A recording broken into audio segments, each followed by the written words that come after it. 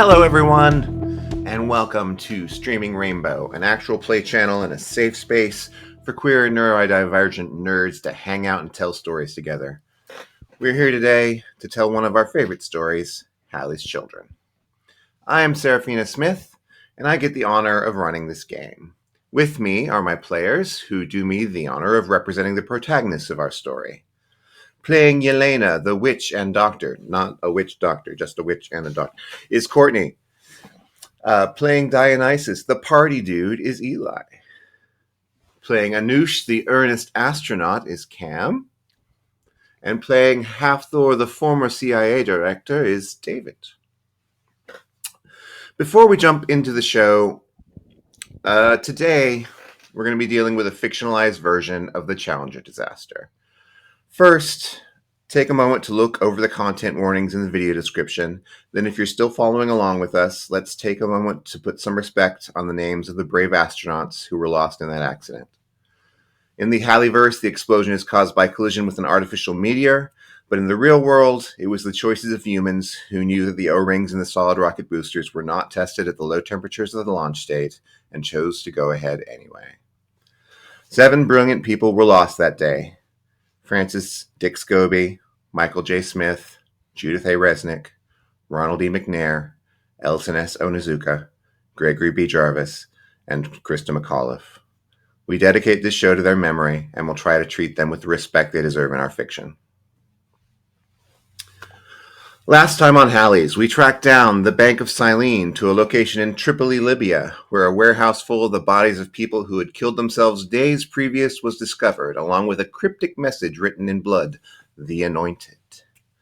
We also tracked the traitorous Philomore down to Egypt, where his attempted ambush was spoiled and he was taken captive, questioned, and killed.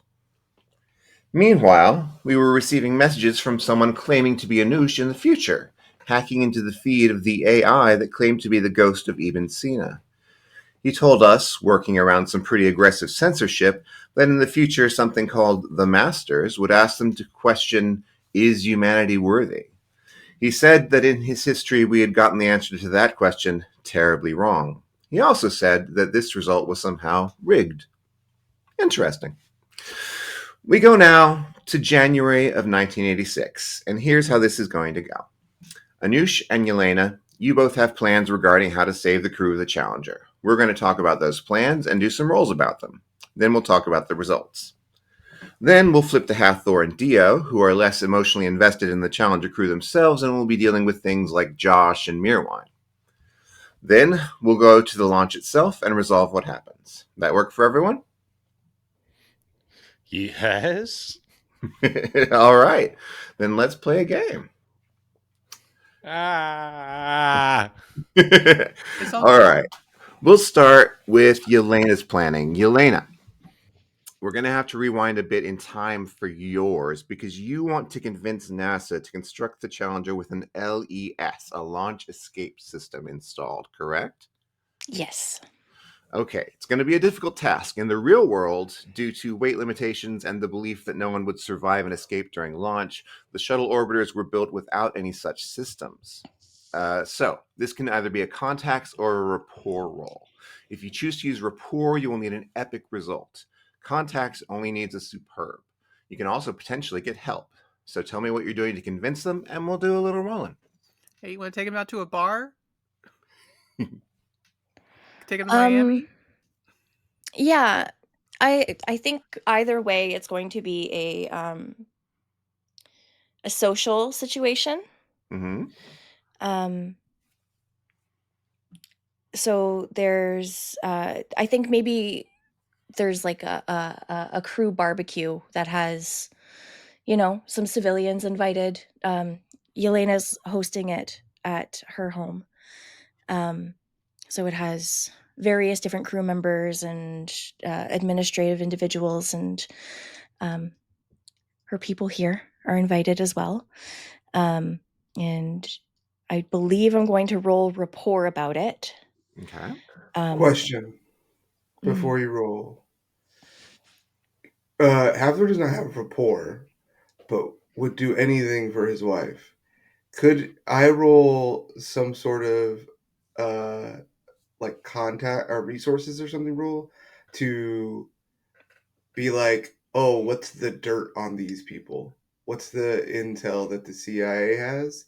And be like, hey, there's going to be some proposals. It would be a shame if this information got out. Yes, you can roll a, as you said, a contacts or resources for that, and if you get a good result, you'll add a couple of steps to the roll. Perfect.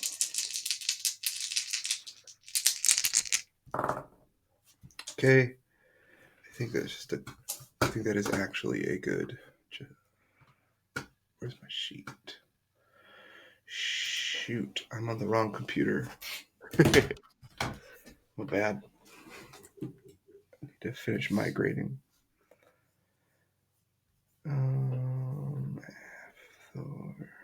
Yeah, it's good.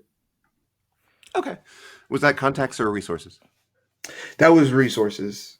Okay. That was. I'll tell you. My hope was that whatever bar you would set, I could do like that. The role would be to just add a +1, right? To offer the help without necessarily having contacts. But yeah, that was my idea too, for sure. Okay, perfect. Cool. Oh, Awesome. actually, So I take that back. It was a great, just so you know. But yeah. Oh, even better. I keep forgetting that they're on the bottom and not on the top. I keep reading the top. Okay, so you get an extra +1 to your roll there. +2 if Dio is there, handing out very good alcohol, and just generally being around and being a very good host, co-host. Alrighty. So cool. I'm definitely rolling rapport. I have both. So yeah, rapport or contacts, whichever is best for you. So it's a very, like I said, very social situation. Her pheromone ability is out and about. And all right. Okay. That was nothing on the dice, but with the added help from my pheromone ability, which brings it up to a great, with the +2 would bring it to a fantastic with Halfthor and Dionysus's help. What was the challenge rating for rapport? The target for rapport was epic. Epic. Okay, then I would like to invoke my trouble. I should have done better. And that can just add a +2, correct? Yes. Okay. So I think she starts speaking with somebody who's a little bit more concerned about the financial burden of adding this, realizing that she's losing footing in the conversation. Then is like, you're not going to have to worry about the financial repercussions of what happens if these people die, and I tell everybody that there was a better way to maybe help them. So if you're worried about the financials of everything, you're going to have to live with that at the end of the day.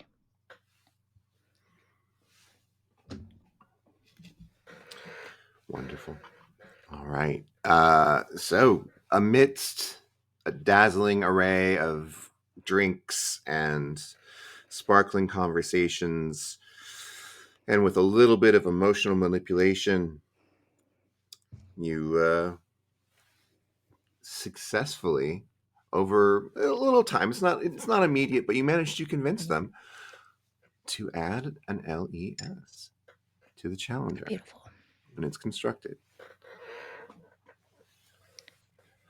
The other part of your plan, if I recall, was to create devices that would detect the presence of nanobots and to get them used as a medical device on the shuttle. Yes. If David would oblige me, I believe we need to run a little scene about that. Okay. I think this is when they get back stateside, right after everything in Egypt. And I think there are a few days of just not addressing any of the issues, but just spending time with one another. She's going over and managing his injuries and just being with him. But then she gets a call from Cheryl Moore, which is Ron McNair's wife, and she's talking about how Joy has a cold. Now, Yelena is a doctor to both the astronauts and their families, and this conversation brings her back into the reality of what's happening very soon. And after she hangs up the phone, after reassuring Cheryl that Joy will be fine, and promising to check in on her the next day, she goes to Hathor. I know that you're done with Buckley, and I'm grateful. I don't want to do that again. It was too long apart.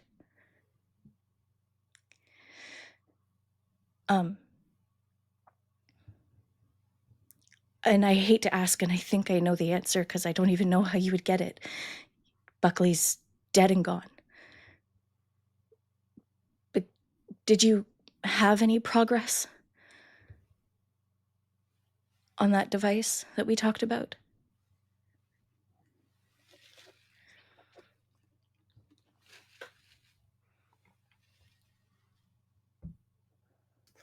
I would like to roll to see if I made progress on a nanobot detector.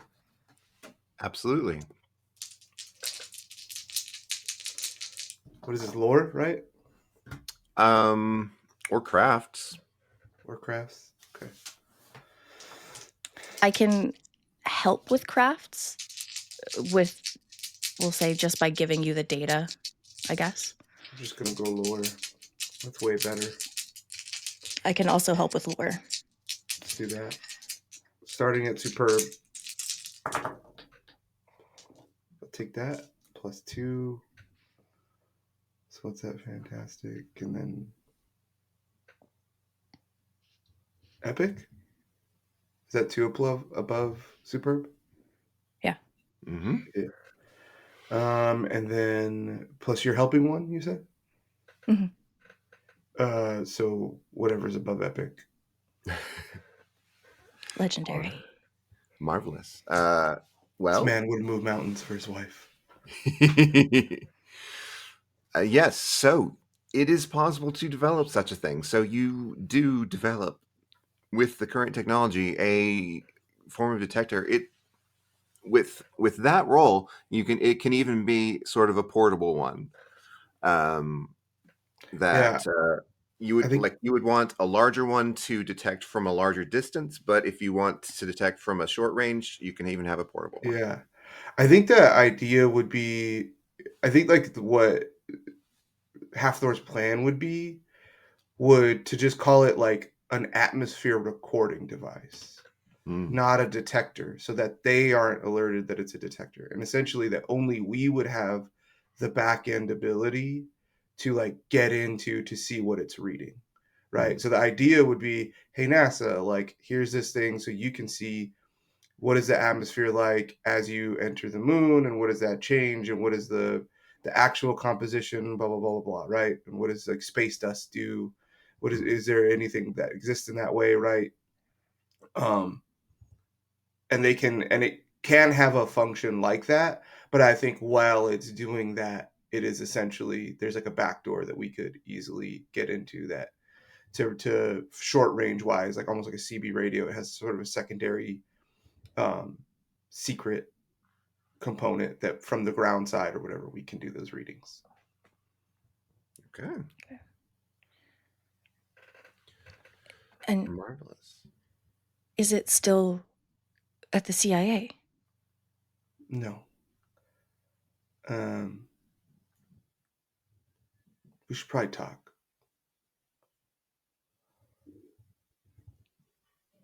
Okay. I don't think it just at first it started happening and I wasn't sure where it was going to go, so I just didn't want to say anything because we were apart, and when we were together it felt like we should just focus on other things. And then it just kind of got out of hand, and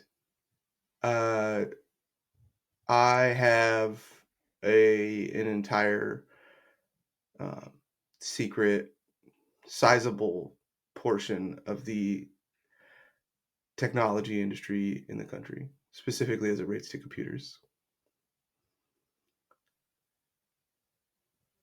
Odin's Computers. Probably never would have heard of them, but the people who make Max parts, the people who service large computers, kind of all stems from there. Been working on Williams' exit plan for a while. So that company did sell that to NASA, and that's kind of done. Oh, To be fair, I won the contract. So okay. I also proposed the need. So Thank you. Thank you for getting that got put a in lot more place. resources. So Yeah. that's good. Yeah. Been studying. There's a lot more going on. We're on the edge. We're so close to understanding what these things are. And And I still don't understand why you didn't tell me. I don't know. How do I tell you that every time you're gone, that's the only place I spend time? How do I tell you that I've been obsessed for years of finding a way to make us normal again?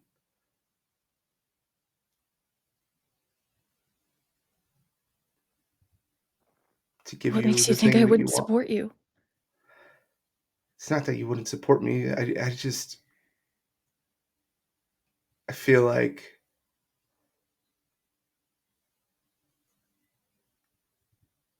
I don't know. You know what? I lied. I think I do. I think I do know. I think I've spent too long living as a spy.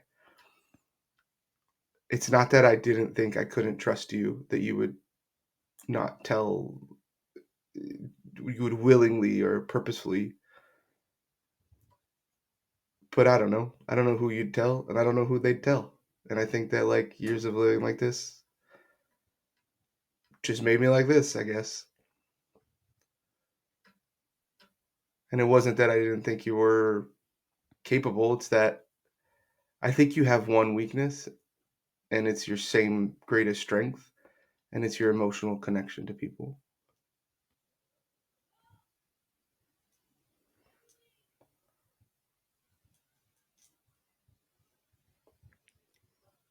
All right.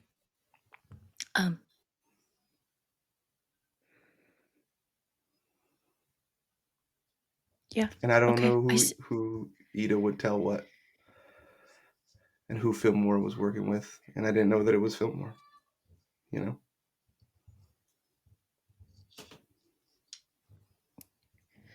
And then it just became a big conversation, and I don't know how long.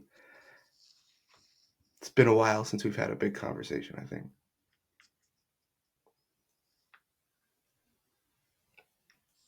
Well, thanks for putting that together. And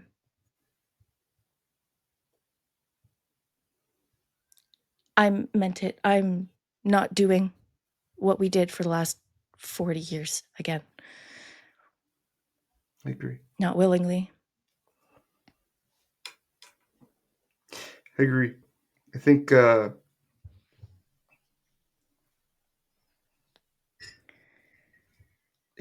I think you're right. I think I haven't spent this many days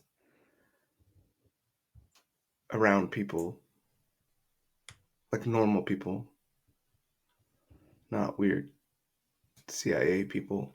You know what it's like to grow up and think all I want to do is know people's secrets and use those to exert power over others, and like that's your career ambition?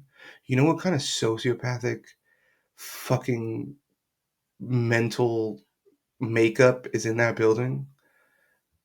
I know what it's like to be on the other side of that.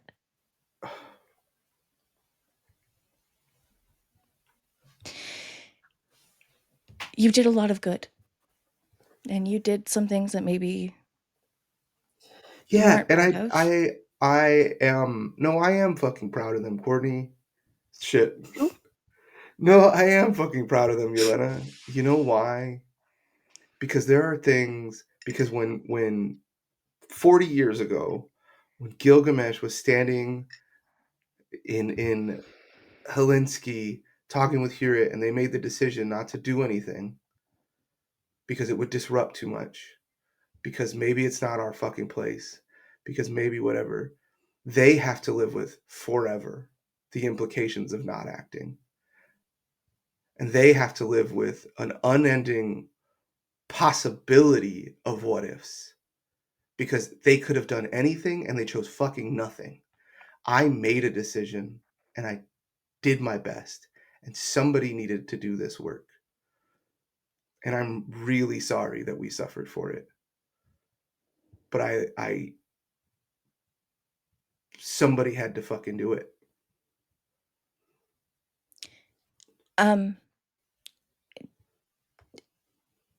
There's been a couple of times where you said something that resonated with her, and I think she's processing everything.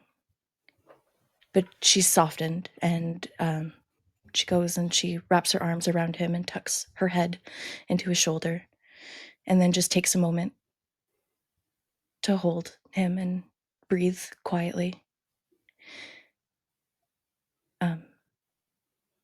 And then if he chooses to tap into her mind,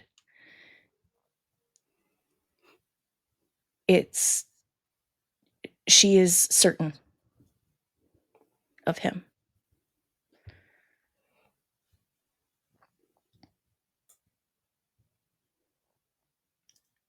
I think he does. And I think through a set of images, and like in this space, right? We talked about the space before that they've like created together. It's almost like a forest or something on the edge of like a lake. Like a little single pier. And to me, it's this idea of like, I think he shows images and tries to convey that like the person he is all the way back from the beginning, right? Unwitting spy and warrior to right the age of like uh, um, sort of killing monks and Christian emissaries and imperialists across Eastern Europe, and then everything since then, right? And in all the Halley's chapters, all the times that he's had to be like make the harsh decision or be the one that says like, we have to leave them, or like the decision particularly. And then the biggest one that like I think relays is like that the stuff with Anoush and Ticonderoga, right? And then there's this like other vision of Hathor that doesn't see the comet and raises his kids and dies an old man. And I think what he like tries to say is like, I don't want to be this man. I don't want to be to even know that is what that half the things we do are necessary, but they are, because the other forces never stop. And if you stop fighting, you just give ground. If you stop fighting for good, you just give ground to evil, because they never stop. And so, and he shows this, and he shows that like this idea of if there's anything I can do, it's making us normal again, so we can get the thing that we want, which is another 30 or 40 years of regular aging life with hopefully a family that brings. And it's just, there's just a lot of like turmoil and a lot of guilt and doubt. And it was, I think he shows the like weakness of his own process, right? This idea that like I couldn't reconcile with the moral implications of what I was doing, so I just turned it off and said I just have to aim for the greater good. I just have to do what I think is best. And then in doing so, insulating himself from that part of it, I think made him so cold for the last decade or so. And I think he just kind of silently weeps a little bit while he holds Helena's arms wrapped around him and starts saying, I'm sorry.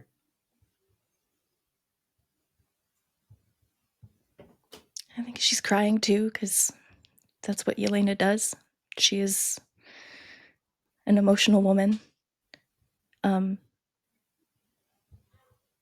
She doesn't ask for or need apologies. She just wants to move forward. And by his side, regardless of what that looks like. Because she agrees with everything. I think that's what has drawn them together since the beginning, is that they are very similar in what they believe life is. And they share a lot of the same pain in what the star has taken from them. Different, but similar.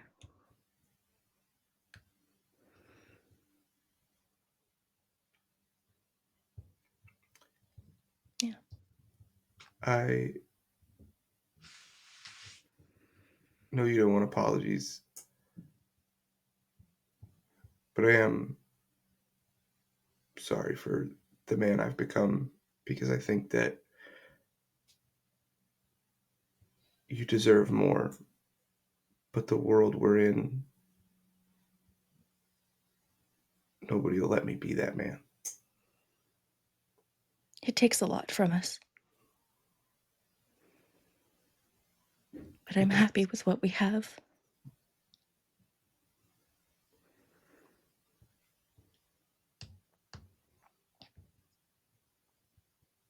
He just kisses her on the forehead and holds her close.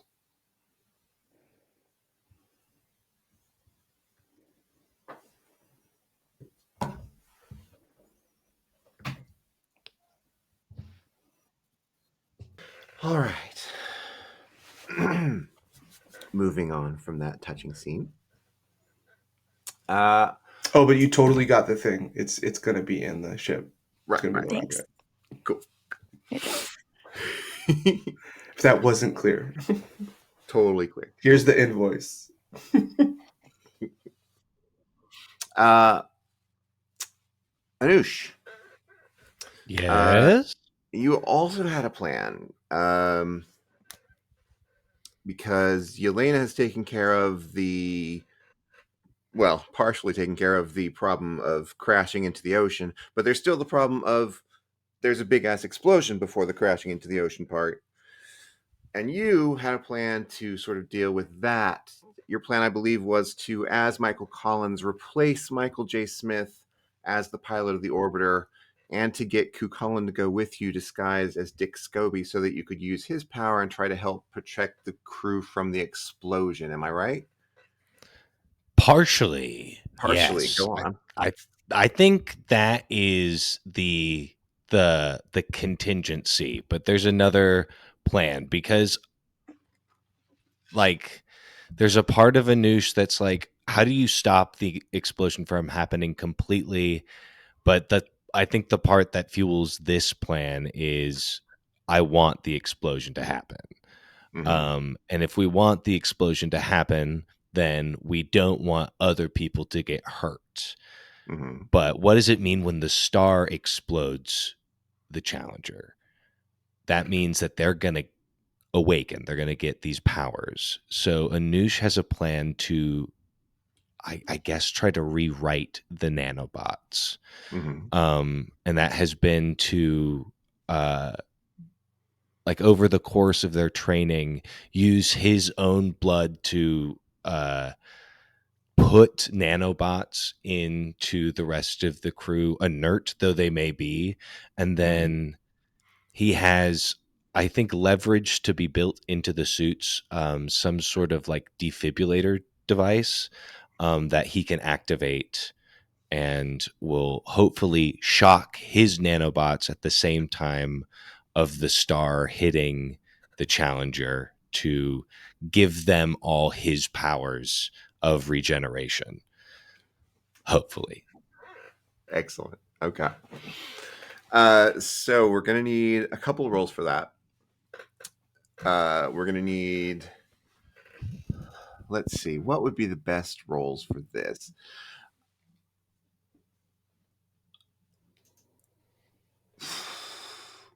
For getting that defibrillator installed, that's going to be that's the easier roll for you. That's going to be either, well, you could, I can think of various ways you could approach that. Tell me how you're trying to get that installed.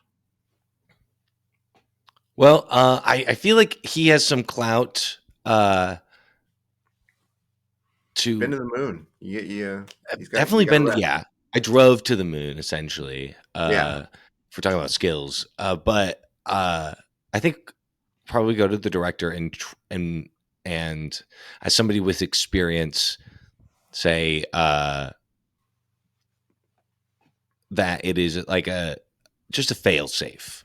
Like the G forces could potentially like knock someone out, put them into cardiac arrest, and just say we always want to improve. We always want to take safety measures, especially with space travel.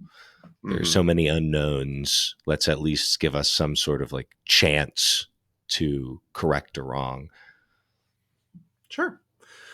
So that could either be a contacts or rapport roll, your preference. Okay, well, they're both terrible, so I'll go with rapport because I feel like Anoush, if he can still himself and like use his power of like enhancement to come off like a little more suave, I think that would make more sense to empower this role as opposed to a contacts role. Yeah. So I'll like take a moment and really just like feel the blood like move through my body and focus on who this person is, my memories of them, what their state of mind is, just kind of like go micro analyzing them to get a +1 to this. Okay. Oh, fuck. Yes. Oh, that's awesome. Okay. That's a great. Wow. Okay, so you know that feeling you get when you see a bear dancing and it's like it doesn't have to be like a good dancer. It's because it's a fucking bear. That's the feeling I'm getting right now. That was awesome, and you actually did it. You got the the uh, the system installed. Um, so how are you sneaking nanobots into their bodies? Now That I think is going to take some chatting with our doctor.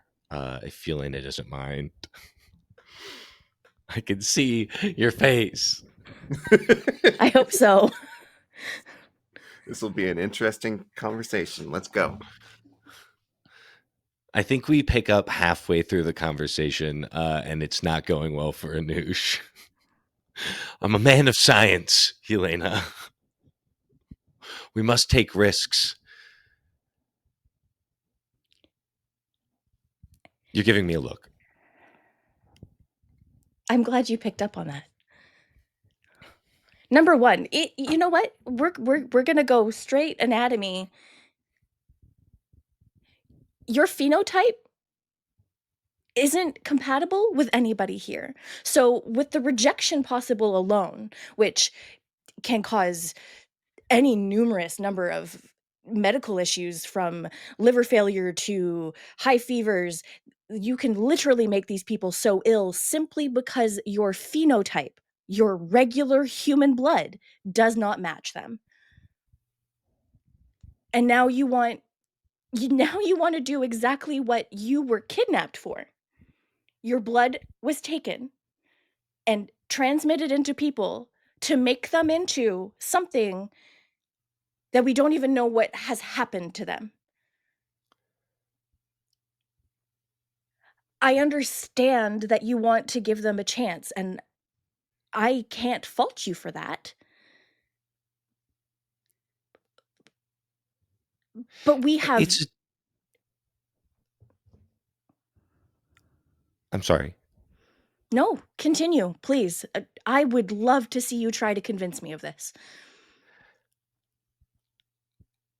It's a strange endeavor to fight the inevitable, is it not? We know We aren't. We know they are going to change. We have a chance to push that in a direction that can do some sort of good. To be fair, that we don't actually know that they change. We have one image, and that's the rocket blowing up. Do you have the speaker system on? It's The phone's tapped. Something going on. He's still got the phone lines tapped. Hold on. And she Anoush pulls can, the Anoush cable can from the wall. always hear half Thor's criticism forever, eternally. Like family, it can't be stopped. I do not disagree that we need to give them every available opportunity with the hope that they come out of it on the other side. And there is a very good probability, that if they survive the crash, they will be joining us. Long ago, my first starfall, there was a moment. I don't remember who exactly, it's been so long, but someone was hurt. And I cut myself. And I mixed our wounds. They started to heal faster.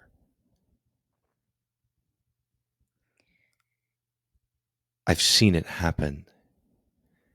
Something about what I am can help other people. And if I'm being completely honest, I just don't want to be alone.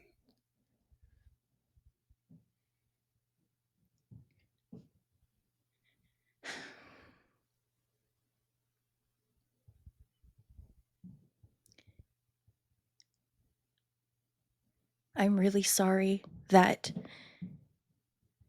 you are looking at beyond eternity. I don't wish you to be alone either.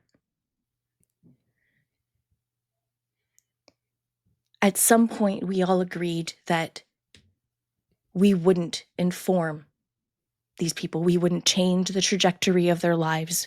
We would allow their fate to play out how it was intended. You are playing at God. And I don't believe in them. We can work together to make sure that they have every opportunity to survive. We can even work towards finding a way to maybe making your longevity not so daunting. I don't agree that we should play at things before their inevitability. They're going to be changed by this starfall regardless. Whether that's to their deaths or to their immortality.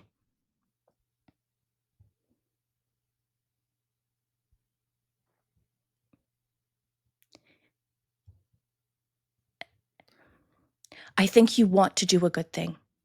I am not upset or angry at you. There's no blame here. I just don't agree that it's something we should do simply because there have been people already changed.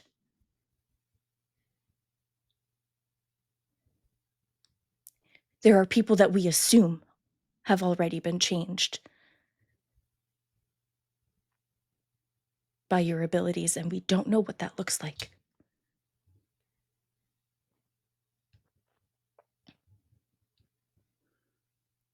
I'm sorry.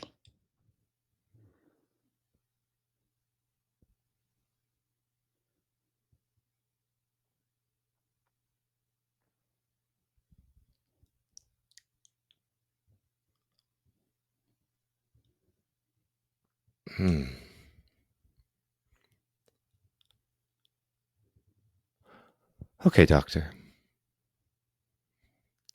Though now their suits have a defibrillator device in them, I don't see that as a necessity. I must say it's a big derailment of a plan I have been crafting for hundreds of years.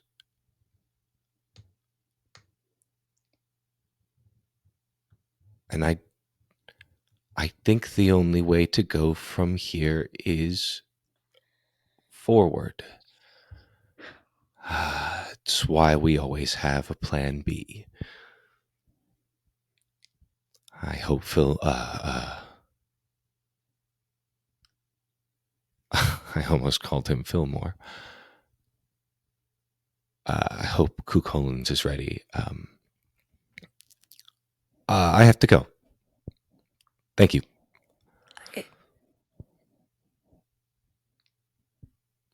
I'm sorry, was there anything else?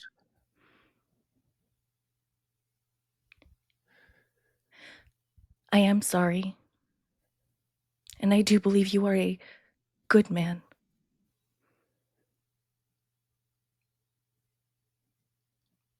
You don't have to be sorry. The whole point of this is to share eternity. If I can't rely on you, what do I have?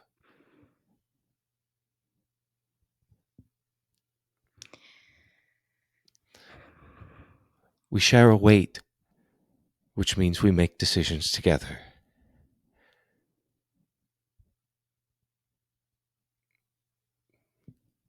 Imagine me saying that, right?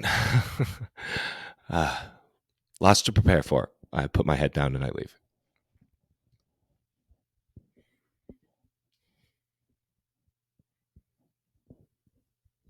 Yelena cancels her meetings for the rest of the day.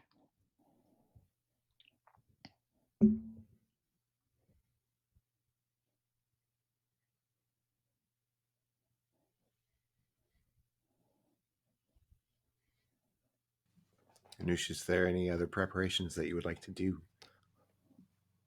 No. I think Okay. just we gotta check the normal things. Probably go work out and Yeah. talk to Kukolans, but nothing daunting. I think Okay. everything I prepare for is at the moment of explosion. All right. We go now then to Halfthor and Dio. Guys, while Anush and Yelena are doing their crucial prep for launch time, y'all are pursuing other goals. One of those goals is to contact Mirwine, and another is to, I don't want to say interrogate Josh, but I guess interrogate him. You both have beefs to resolve with Gilgamesh, and y'all may have other goals you feel need to be pursued this episode. Y'all tell me what you'd like to tackle first. Do we both know that each other hate Gilgamesh? No. Okay, perfect. Can't wait for us to find that out in character. Yeah. The what do you think about? I will defer to you because your stuff is a little more interpersonal with this, whereas I'm just a passenger. But what do you think we take Josh out on a boat because of the implication, Yeah. and then we I think can. yeah, two birds, one stone. I think we have some beer, have some very good wine Maybe as we take a boat see journey. how well he walks on water if we need to. Yeah. Yeah. Cool, perfect. And then, I mean, I guess we could try to contact Gilgamesh first. You had already sent Hermes out anyways, right? So you might have that. So maybe we could run that to the ground first, and then we take Josh out on the water as a like, let's catch some falling astronauts. Yeah.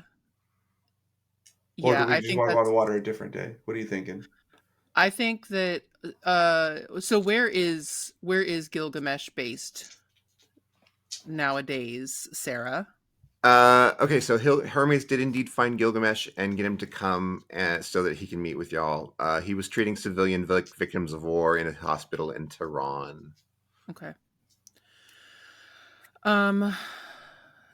Yeah, He's so in I the think region? Hmm? He was in the region in Tehran? That's Iran, right? Yeah. so. Yeah, I guess Gilgamesh first. That's shittier. That makes Dio go, That does not make Halfdor do the same reaction. That makes Halfdor say, I mean, yeah, Dio's not a fan of that. But yeah, so maybe if so if Hermes brings Gilgamesh to Egypt to that safe house, if I'm assuming that he wouldn't necessarily want to go back to the States. No, he brought Gilgamesh back to the States. But to the That's not. States. Okay. Yeah. Okay. Absolutely. Okay. Cool. All right. Yeah. So everything can kind of happen at the same time. Yeah. So okay. Perfect. Yeah, I'm good with that. I'm good with that. Did we want to do a quick look at Pedro Navarro, the beginnings of the Bank of Silene? Yeah, we can take a peek. Let's go to the University of Miami's library. Yeah, there was a thought of like No, it's there's 3 another hours black away, but site. I There was just another want to go to black site in Miami. Benghazi, but like pretty safe assumption that it's the same as the one in Tripoli. Yeah, So yeah, something like that. yeah, cool. Yeah, I mean, listen, Dio is big in Miami, so that's where Dio's based. So yeah, let's go to Miami and do all the stuff, and yeah, just take a peek. Is this Pedro, like, I don't know, Gilgamesh probably wants. I think Dio might want Gilgamesh to be a part of that, just to be like, do you know this motherfucker? Like, does everybody Right. like have you seen this man? But yeah, so I think maybe Gilgamesh first, Okay. and then we can kind of domino from there. What do you think, David? Yeah, I'm down. I'll be Rad. mostly following your lead. So Cool. just let me know when you want to start torturing Josh. On a boat, very subtly, like a frog in hot water. Let's go, baby.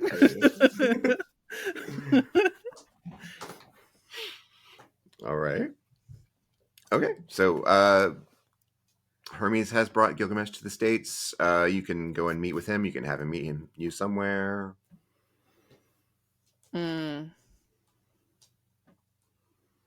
Dio likes the idea of having Gilgamesh in his space.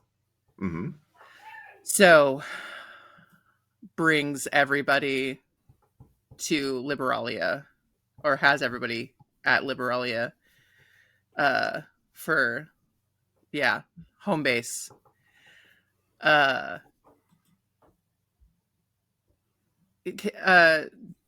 think he would have Hermes bring Gilgamesh like I think that he wants to be settled in his space, very like king on the throne kind of vibe.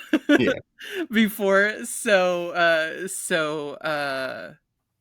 absolutely would have Hathor settled in, like really good drink of choice, whatever he wants. Like the two Hathor dudes. is wearing a white silk guayabera with a fedora, a 10 millimeter Cuban link gold chain, 4 gold rings spread across his fingers, leather Versace sandals.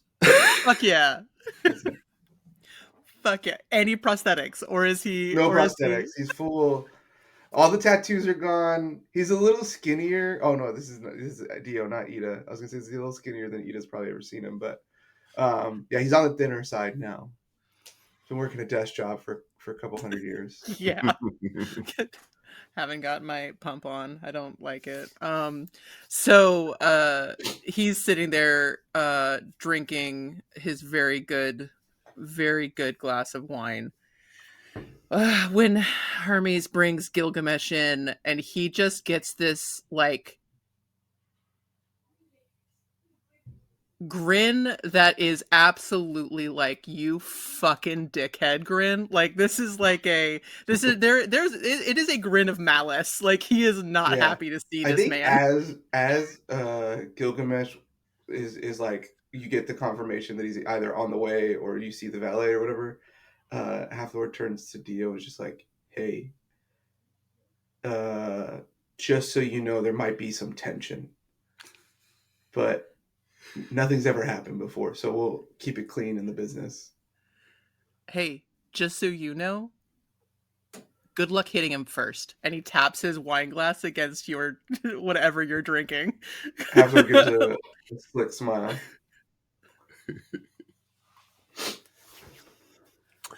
Well, Gilgamesh walks in. He's in his smaller form to look inconspicuous. He's dressed in just a plain t-shirt and jeans, and he looks around the place, smiles at the ambiance, and zeroes in on you, Dio, with your big shit-eating grin.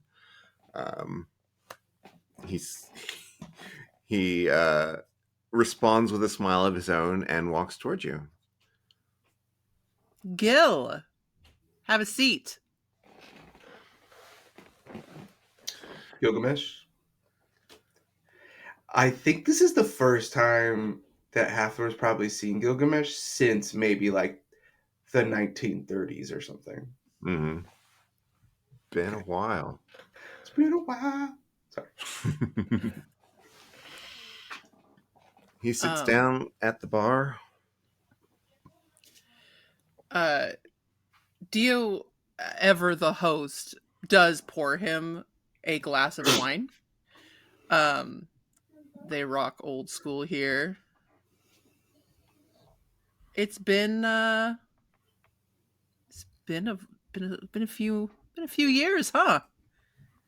It has. I assume Hermes passed along my message. Correct. Any idea who the fuck could be working with these assholes? Or have you lost track of more of your children? I don't know. Unsurprising. What have you been doing? Have you been doing anything to help protect your people? Have you just been hanging around doing fucking nothing? I mean helping heal people in Tehran. I'm very happy. I'm very happy that you're doing that. But what have you been doing for your people?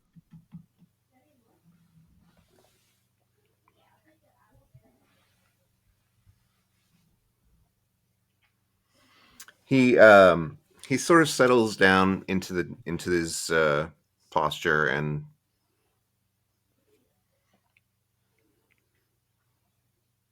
gets a thoughtful look on his face, and he says,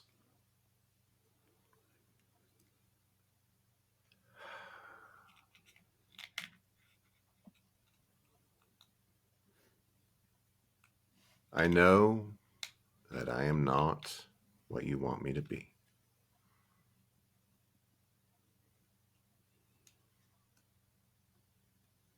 And I don't know how I could be.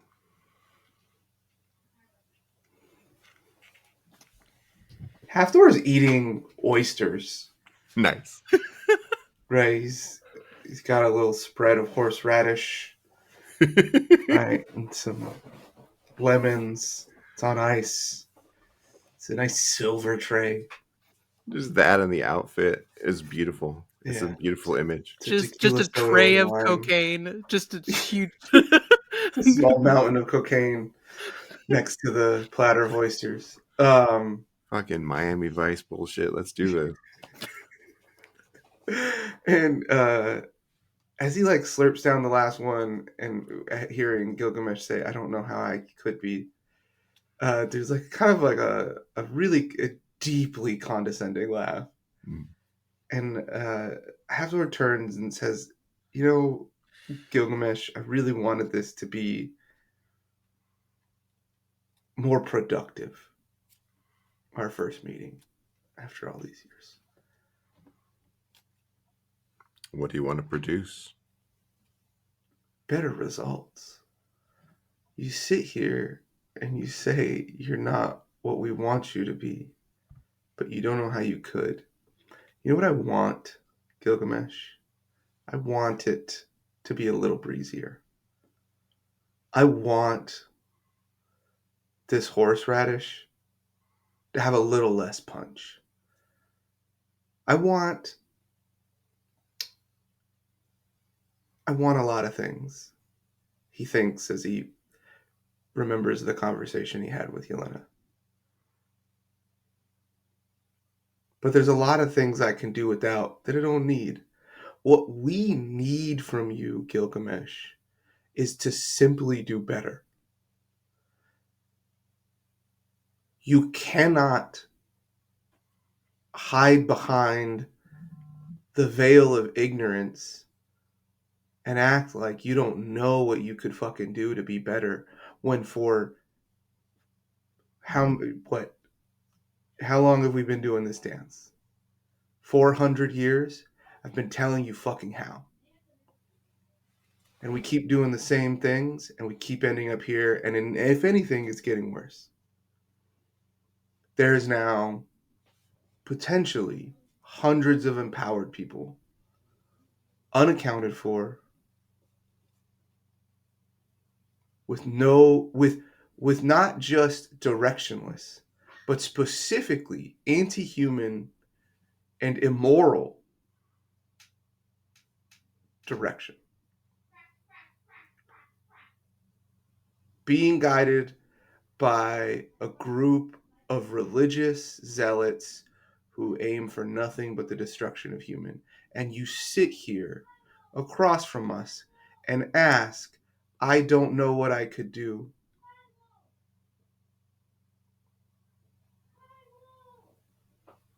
He slips another oyster. And to be honest, all I wanted you to do was what you said you wanted to do. Do you remember when you came to us when we were born? Yes. That we were together, that we were a family, that we would take care of each other. Where the fuck were you at Troy? Where the fuck were you with Heracles?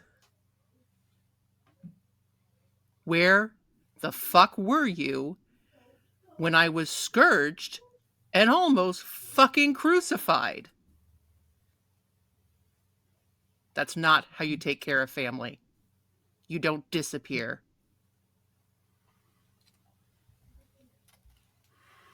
So just know, just do what you want, just do what you say you're going to do. Baseline. I don't want fucking anything from you. In fact, if I never have to see you again after this endeavor is done, best thing that's ever happened to me.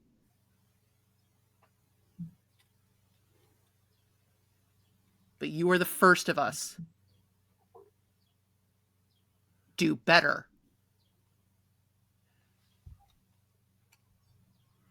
What do you know about the Bank of Silene? Only what I've heard from her since you researched it. Have we looked at this Pedro Navarro person? Yeah, have you ever heard of Pedro Navarro? Do you know of any connections they have with empowered people? As far as I know, there are none. Okay. What do you...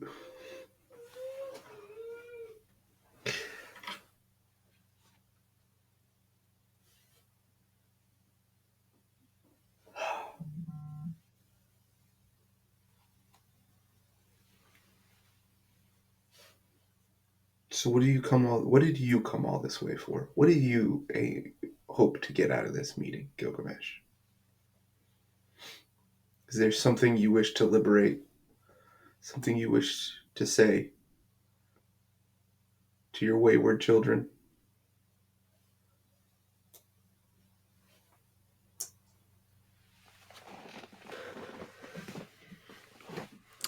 He's been... Gilgamesh is easy to read, canonically. Yeah. And he's been taking this all in as you've been talking to him. And like, he's obviously unhappy about it. You know, no one's going to be happy about the words that you are saying to them here. But he was sort of rolling with the proverbial punches until the end there, and you can tell, Hathor, without even rolling, that you have struck nerves. And he takes a deep breath and he says, "What I'm here for." Yes, what I'm here for is to be what you ask me to be. So ask me. There's nobody more connected. We need to run down the Bank of Silene. There's nobody that knows more of the region better and more of the people. We gotta start being more aggressive with this, or more and more people are gonna get hurt. Then that is what I will do. Thank you. Don't get killed.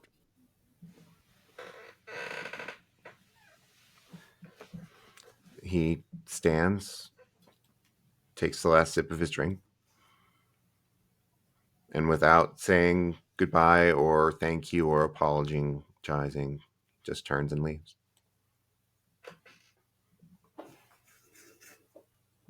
What a fucking asshole. Where's that idiot Josh? Yeah, Josh, I think Dio has begrudgingly kept Josh fairly close. I feel like Josh has a big line cook energy. Real like real close to transient. So I think that's what I think of line cooks. Yeah. I think though that he's, especially if Josh hasn't been physically well, I think that he's got Josh kind of somewhere somewhere safe, somewhere comfortable, somewhere where he can convalesce and rest. But close. Like close tabs are being kept on this person for sure. It's got to be, if Gilgamesh is running down answers that way, maybe there's more answers we can run down pulling the thread from this direction. It's worth a shot. Maybe we can find out maybe what they were up to. Maybe I haven't had a chance. I can sometimes I can dig out of people's minds things they didn't even know were there. Yeah, I think that's a good idea. You want to go out on a boat, see how he does with water? Havthor takes another sip of his tequila soda and looks at his outfit and says, I think I'm ready. Absolutely. Welcome to Miami, baby. Yeah. Havthor's really rethinking the sun at this moment. It's like, God, this dock is so much warmer than that one I sat on for 100 years. Yeah. Yeah. So, listen, Dio has a yacht. So we're like, listen, we're going fishing, but we're going fishing in fucking style, baby. Yeah, I think that he organizes this. This is not new. Like, he's very smooth and like goes down to the marina and is like just smoozing everybody and gets them out. And yeah. Okay, so listen, the boat has a name. Of course it does. It's Ariadne. Wonderful. His boats, listen, we got two wife guys here. We can't stop it. He turns to Dio and he's like, oh, I guess I was expecting the Argos, but this is also, this would have made the list. Listen, you name boats after beautiful women, so fair enough. This is what we got. Taking it out. Havthor thinks of the Viking tradition of naming your boats after like terrifying things, and is like, oh, yeah, that's right, I guess. Also correct. Also, yeah. Hey, listen, you never met my wife. Havthor's thinking the same thing. Yeah. Dio's like, I have met your wife. It does sound fierce. That's all right. Absolutely, she terrifies me. But yeah, heading out onto the water with Josh in tow. Beautiful. You go out into the ocean on your beautiful yacht. The wind is blowing and it's bitterly cold. The winter of 86 is not being kind to the East Coast, and you're experiencing record cold temperatures. So hopefully everyone is bundled up. You take the boat out. Josh comes with you, obviously, like he has any choice. Yeah, no. Are you bringing anyone else with you? I think Hermes is always close by, personally, but cool. Is Hild around, or did she go back to whatever her job is right now? You can have Hild on the boat for sure. Yeah, I think Havthor wants to keep Hild as close as possible. Okay. And if Hurrit's around as well. But if you Yeah, went back to so, Eternus, then okay, perfect. yeah. Yeah, I So think you can have that's them on the boat. as long as that's agreeable to you, Eli. I think those two in tow Yeah, would be helpful. I think that's a great mix of people. Marvelous. All right. What do you want? Do you want to talk to Josh first, or do you want to try to contact Mirwan? I think maybe talk to Josh first because um Dio, I feel like, has had the most success in the ocean when he's a little further out. So on the journey, I think that this is a good time. Everyone's settled in. Again, he can make it cozy. Like he can make it into a like we've got the galley. We got so much good food. We got a personal chef. Like it's like we got the best alcohol, the best food. It's all settling in. So it's a little bit like that, you know, slowly bringing a frog to boil, like, so Josh doesn't know that he's in an interrogation until it's too late. Wonderful. Yeah, Hafthor has changed into that it's colder now. Like some leather loafers, maybe some like Sperry's, um, with like a beige, just above the ankle cut, loose fit pant, and like a cable knit sweater with a like a white cable knit sweater with a like a fisherman's cap on. I love it. He's still Um, rocking the 10 millimeter gold chain Cuban link he found in Dio's like ashtray or something. Absolutely. Oh, Dio would be like, a gift, a gift, my friend. Because also, yeah, Dio never not wearing Yeah. his like gold vine, his grapevine I was just chain. imagine Dio's like what do you call it, liberale? Liberalia, yeah. Yeah, the like back area is just filled like in the couch cushions instead of chains. It's just like thin like or change is like chains and bracelets and rings and toe Yeah. rings and It's also all the gold coins that he puts on people's eyes when they die. Listen, if he could just oh wait, throw let me those just reach around, in real quick. just so much shit. As they get settled in, I'm gonna roll to see, because so just for Josh, he Mhm. is going to just settle in and pass a vibe of like openness and like and he's also going to be feeling it. So it's just like this, like, Mhm. we're all friends here. It's just that thing. So let's see how well I can. So there is a thing that I guess, Sarah, it's up to you. If the target notices or suspects that I'm doing this, they can roll a will. He can roll a will roll if you want him to roll that. So this is just for Jesus, my friend.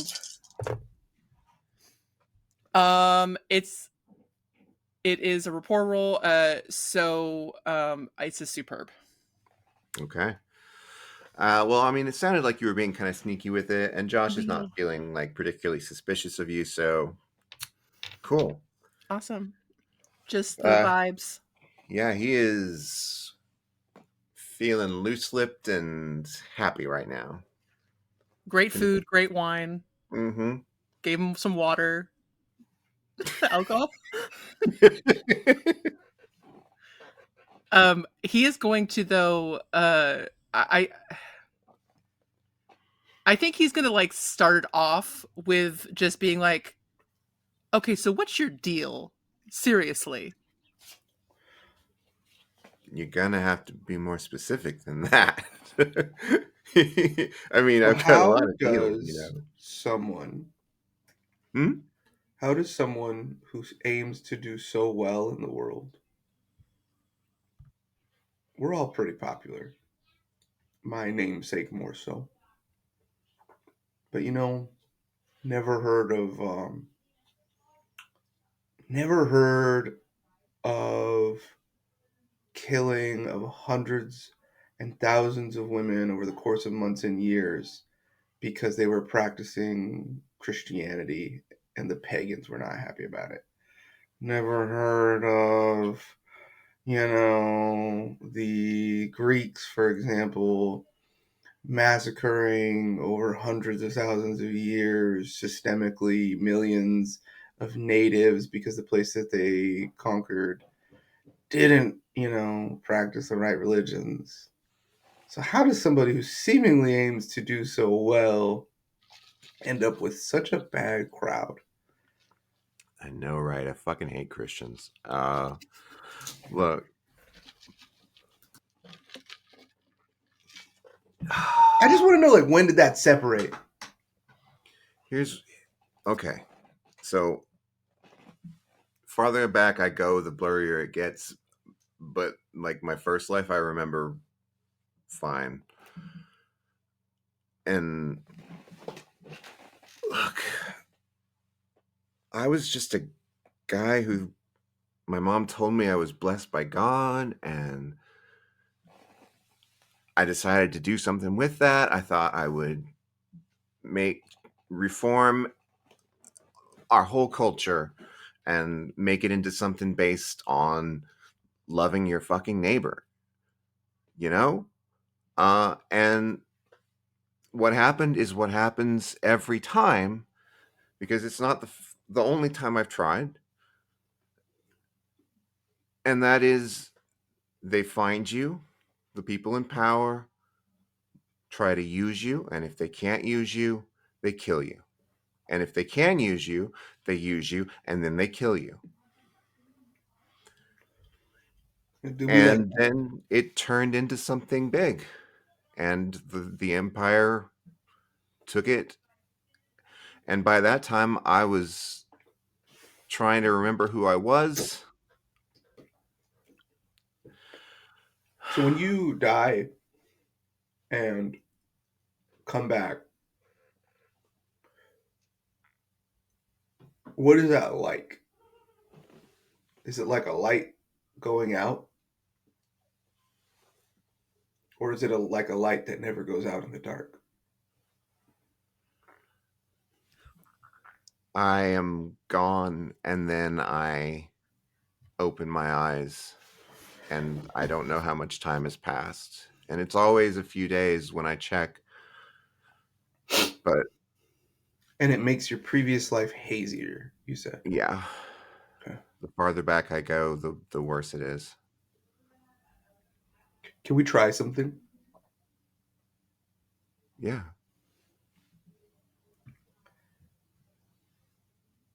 Okay. I would like to dive into this man's mind. I would like to focus on the time he spent captured. I would like to focus on, it's going to be awful, I would imagine, for him. This is the kind of decision Haftor was referencing to Yelena.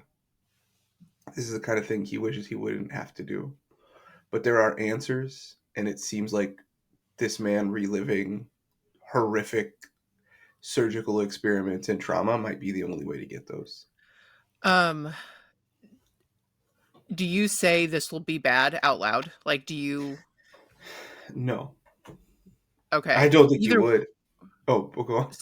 Because so Dio is affecting his emotions and can give him an emotional like sedative. I think he would say basically. something like, "This might be hard." Yeah, I think he would say something like that. I think he's feeling a little sympathetic to Josh. So Dio would then put a hand on Josh's shoulder as just like a hey bud, like we're in this together, like it's all good, and just start flowing that kind of calm. Did Yelena know that this was the plan for today? You got to ask your husband. Yeah.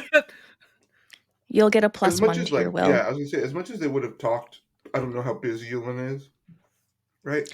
But yeah. Take a +1 to your will. Perfect.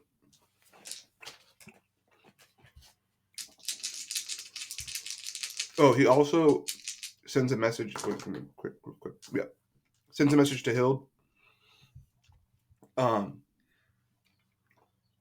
don't know how well you can help, but if there's any way you could trick him into feeling better, that might be very beneficial soon. Okay. I'll take 3 plus 1 from Yelena is superb. 1 second, sorry. And then I can't remember the ladder. 4 plus superb. Above legendary. Absolutely. Okay. So Hild comes up and whispers something into Josh's ear, and Josh smiles and relaxes. And I know, right? And you dive in, and you're focusing on that time in which he was captured. And there is a lot that is blurred because he was sedated. Yeah. And so it's a long period of blurs with spikes up into consciousness when he is awoken for like injections and occasional things, and then back into the sleep.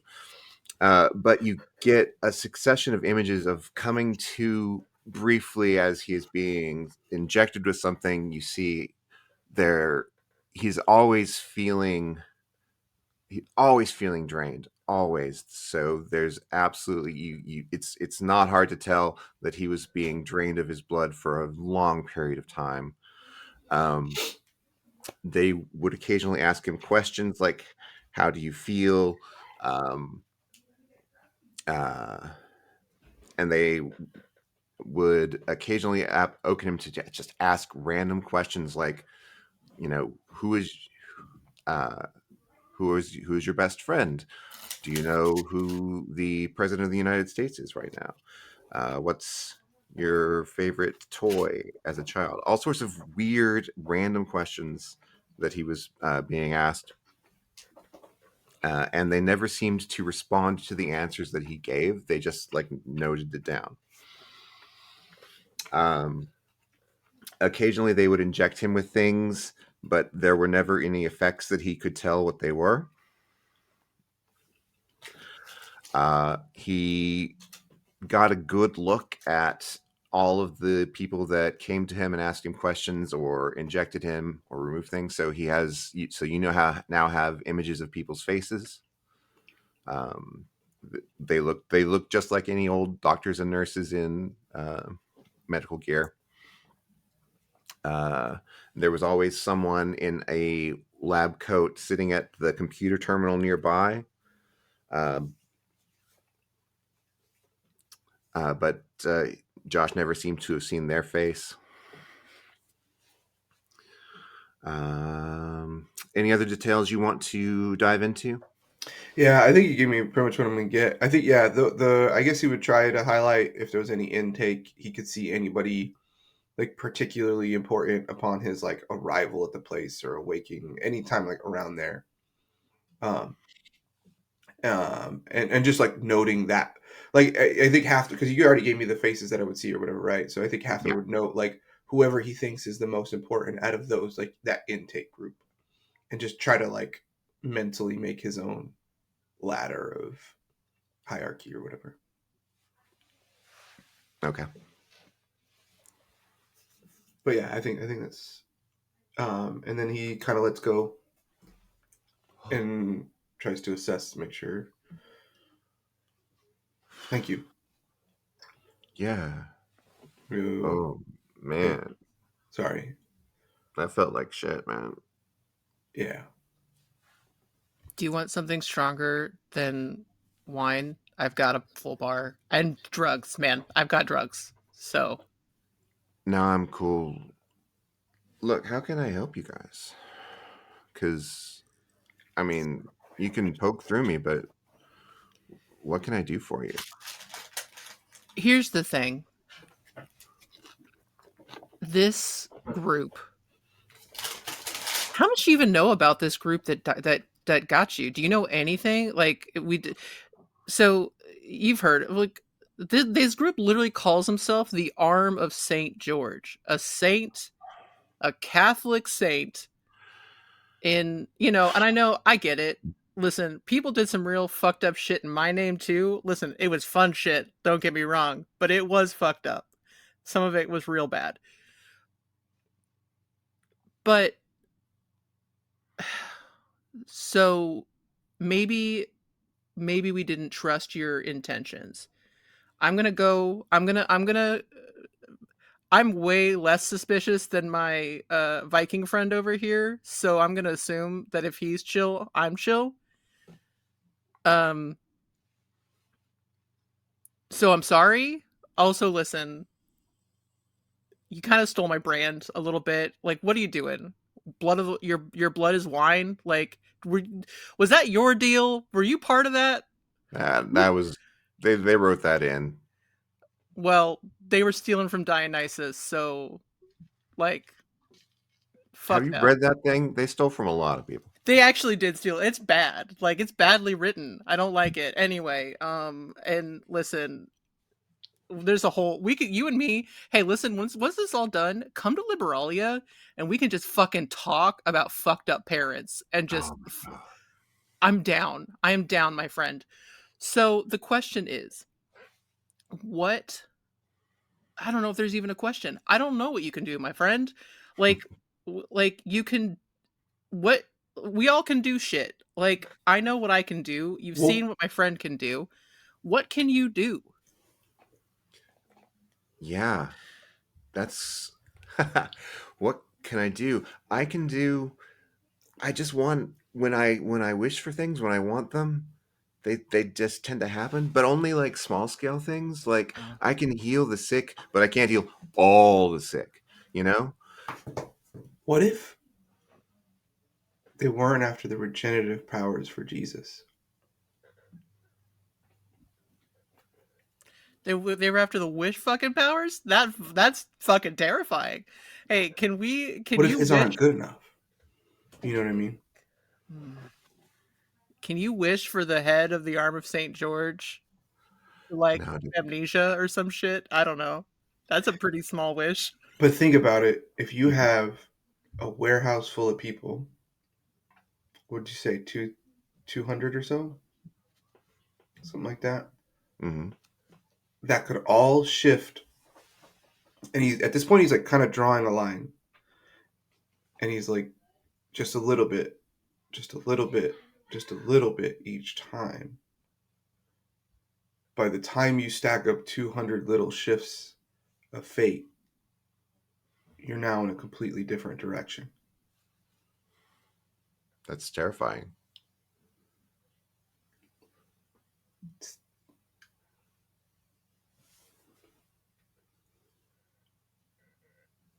Yeah.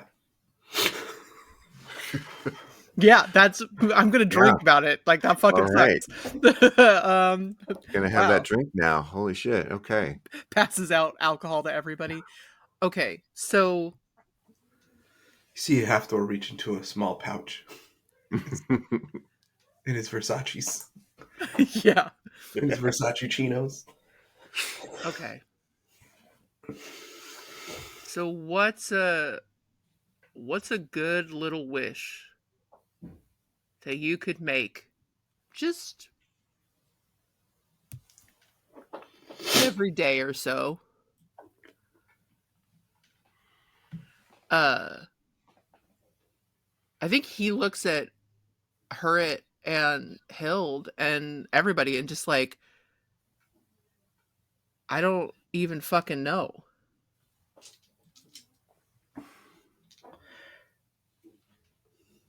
I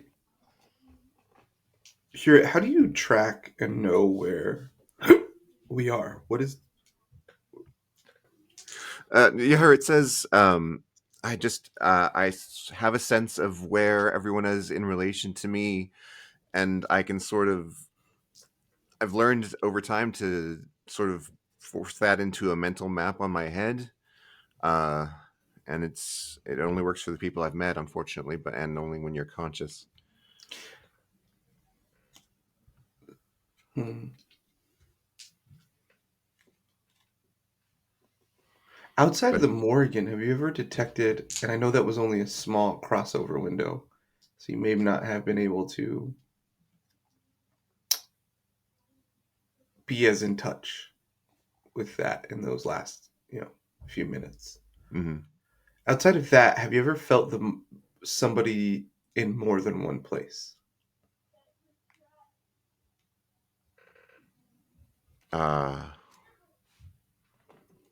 Yelena occasionally. Yeah. But other than that, no. And Okay. of course, Mirwine is in a very diffuse Well, place now. yeah. Cheers, But Mary wine. He pours a little bit of tequila soda out. Oh, she doesn't like tequila. It's fine. Oh, my bad. Sorry. Yeah. Okay. Yeah. There's something here we're not seeing, and I'm just afraid we're gonna see it when it's too late. Josh, could you boost Hurrit's vision? Could you wish for him to reach further? Maybe out into different zones, as it were. I can try. Maybe the problem is that like we're in the middle of the fucking ocean, so like I don't think we're gonna be able to reach out and see, but like yeah, like for however long, for 24 hours or some shit. Is there something we could do to like when we're back in a place that's more densely populated could I guess it depends. I don't know. Hurt, I don't know how far you can reach. It's pretty close, right? Like it's within a city or within a town or room. No, I can sense people all over the world, all the time. Uh, yeah, maybe just but so maybe if there's a way to boost it so we can for that diluted because you've met Josh now and you Mm-hmm. have obviously met Anush. So maybe if their blood is somewhere active in somebody else at this point, Mm. if it can be, if you're, what is that? That comic that came out from that weird guy? Your spidey sense could be tingling a little bit more sensitively. Yeah.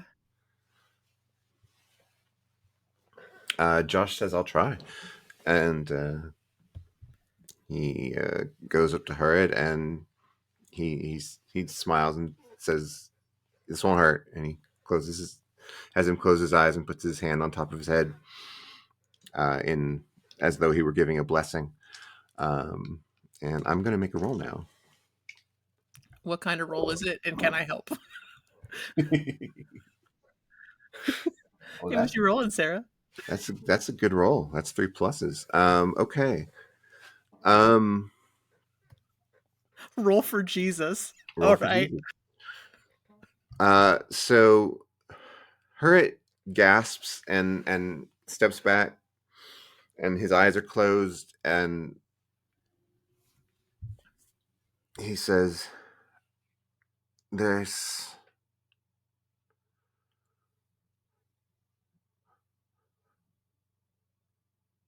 I can't map them. I can they because they're not fully them, but yes, they're there. There are only 12.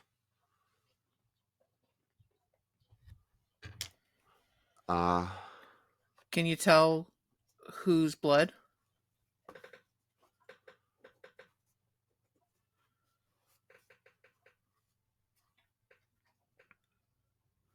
it's there's something new, as though something it's something of Anush and of Josh, but not fully them. That makes sense.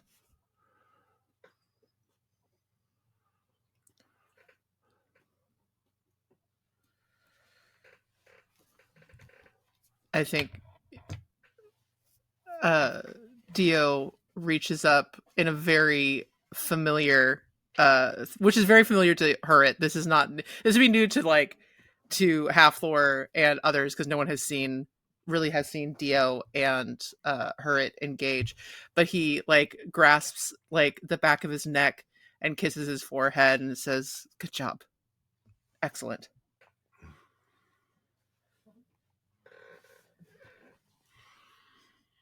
Something to keep an eye on, for sure. I think Halflor thinks back to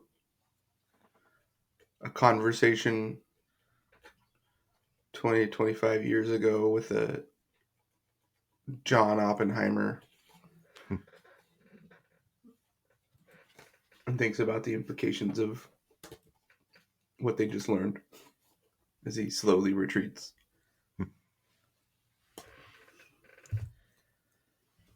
All right. Well, I mean, listen, I don't think it's a problem for the moment right now, but I think it's information that is absolutely good to know for the future.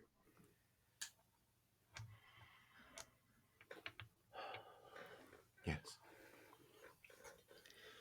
And Josh is looking he's looking almost peppy. He feels it's obvious that finding a way to help is very good for his esteem. We listen. We don't like the visage, but we sure like Josh. What a kid. We love this kid. Halflor goes to say something out loud, sees Josh, and instead pops into creates a space for Dio, Hild, and Hurrit, and says, "Do we all understand the implications of this? That means no power set is off the table." Yep. We're as close to worst case scenario as I think we can get. We gotta slow this down. I don't know how After to slow the this launch, down. and he just says after the launch, we just same, but we have to. That has to be the focus. Yeah. Finding those 12. Yes.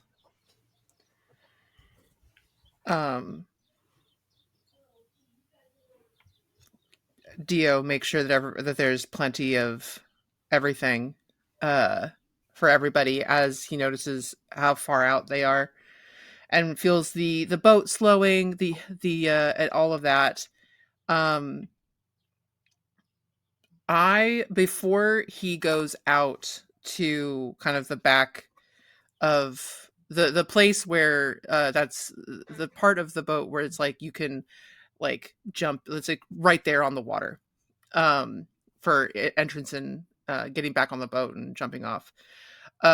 Before I do that, he would like to, he's had time now with all of these people to really observe them and get to know them and see how they work. Hild, again, Hild reminds him of his friend Helen in a way, and there is a camaraderie with that. So he just wants to roll an empathy roll to see what she's giving off as far as feelings towards everybody here on the boat. How is she what's the vibe between her and Josh?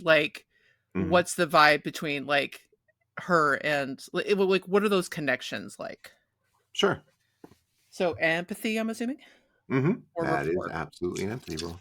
All right, let's see. That is a superb. Superb.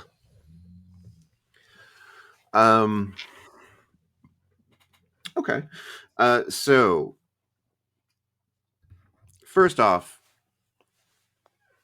already you didn't need a roll to know that Hurrit is hopelessly in love with Hild. It's a thing. Yeah. Everyone knows it. He's never said it. It's obvious. But anyway, Hild. After has no idea. That's awesome. Dio does know and is 100% trying to wingman right now. Yeah, afterwards just like really focused on work. And it's like, yeah, what do you think, Hewitt? Hey, Dad. He keeps walking up, like they keep being alone, like as like the sun's coming down.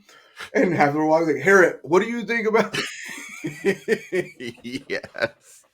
It's like that time I took you hunting and you got squeamish. Remember? Remember you were talking about how you were never gonna get the smell out of your nails? Can I give a -2 to Thor just for talking? Just absolute cock blocking dad moves. Hate it. Yes. I love that. But yeah, Hild Hild feels very protective of all of you. Hild is also feeling a great relief off of her shoulders, presumably because Philomore is dead. And she doesn't feel like she always has to look over her shoulder for a sniper. Yep. But yeah, she has an almost maternal feeling towards most of you, and that makes it really weird with her. Because she's like, she obviously cares, but also is like, this is not a way that she understands the relationship to work. Can you imagine being in a relationship as Hild and like, yeah, You never know.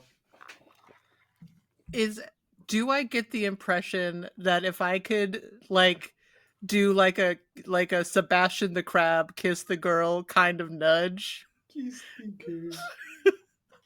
it would go well? He's not gonna do that. Like, is there an opportunity for like that, or he's trying to figure out if there is a way to be, if he should be steering his friend away or into it now that he's had time with Hild. I'd say with that role that you made, that you get the feeling that Hild would probably be able to be pushed in that direction. Noted. Listen, I got shit to do with an ocean, but filing it away. Listen, Sebastian the Crab here to matchmake. Okay. He as they slow down and the boat, you know, drops anchor, does all that stuff. He looks around and says, I'm going to go and try to get our friend around. So if anybody wants to join. Yeah, Hathor silently joins the vigil. He takes he goes to a cabinet and pulls out a very old, very good bottle of wine, and takes it along with him. And just kind of sits on the side of the boat with his legs dangling in the water, kind of smiling to himself, and pours some wine into the ocean and says, "Hello, Phila. Are you free for a chat?"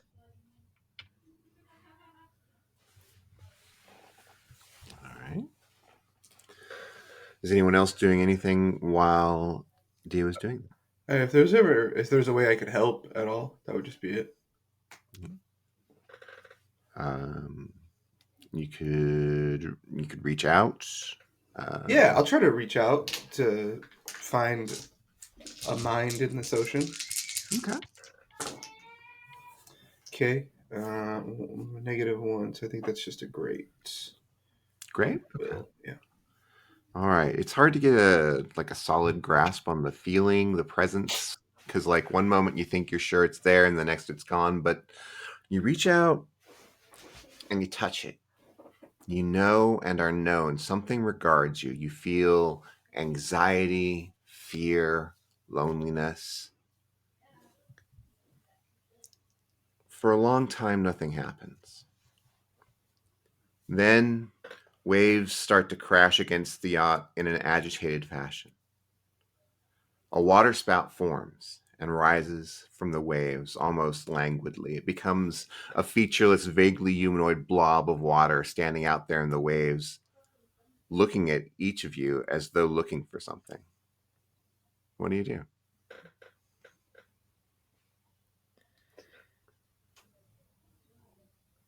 Dio's grinning because it's always been just the water and a playful feeling, but he is just smiling wide and says, "Hello, beautiful."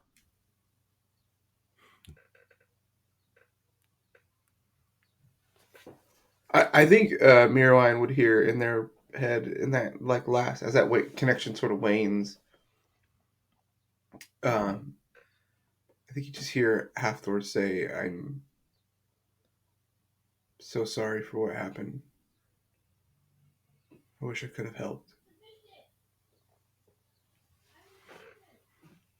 With body language that shows hesitance, the blob begins to resolve, gaining definition and features, and then in a moment taking form as flesh resurrected from the water. The form of a young woman standing amidst the waves, nude, hairless, her face and body covered in disfiguring burn scars.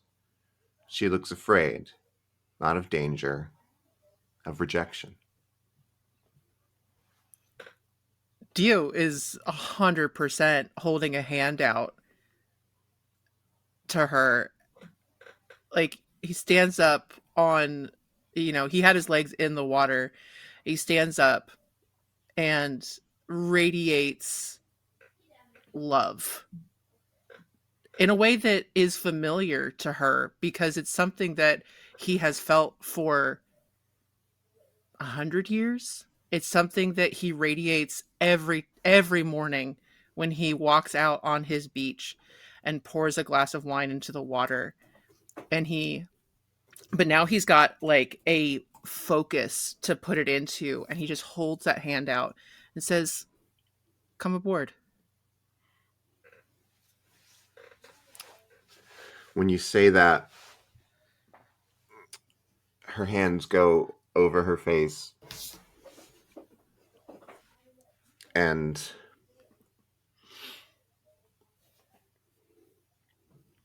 she opens her mouth and tries to speak, and it's just a croak at first. Um, and then after a moment, she gathers herself and tries again, and she says, "Can't. I am ocean. I cannot cannot get on the boat." And Josh leans over and he says, "Go out to her."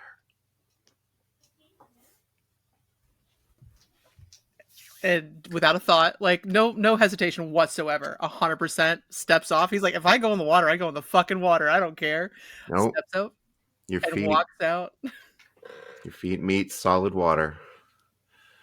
And he just takes her hand, and it takes her face in his hands, and it's just again grinning, just so thrilled, and kisses her forehead and says, "Hello." Hello? "You're beautiful."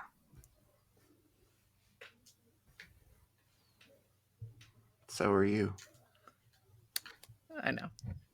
Just jokingly. There's a lot of like I know, but teasing, very much teasing. Yeah. Your friends are very happy to see you. And there's a message from another friend. Yelena.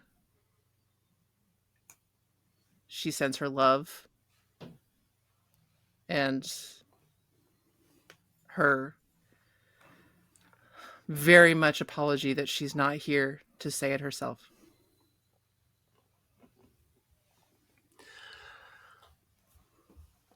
You look at her and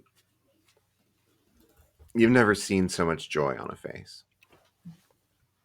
And she says, I'm always here. She can visit anytime. I'll make sure she knows. I'm sorry I can't. I'm the ocean now. I can't be on the land. It's okay. You know I have no problem taking a step into the ocean.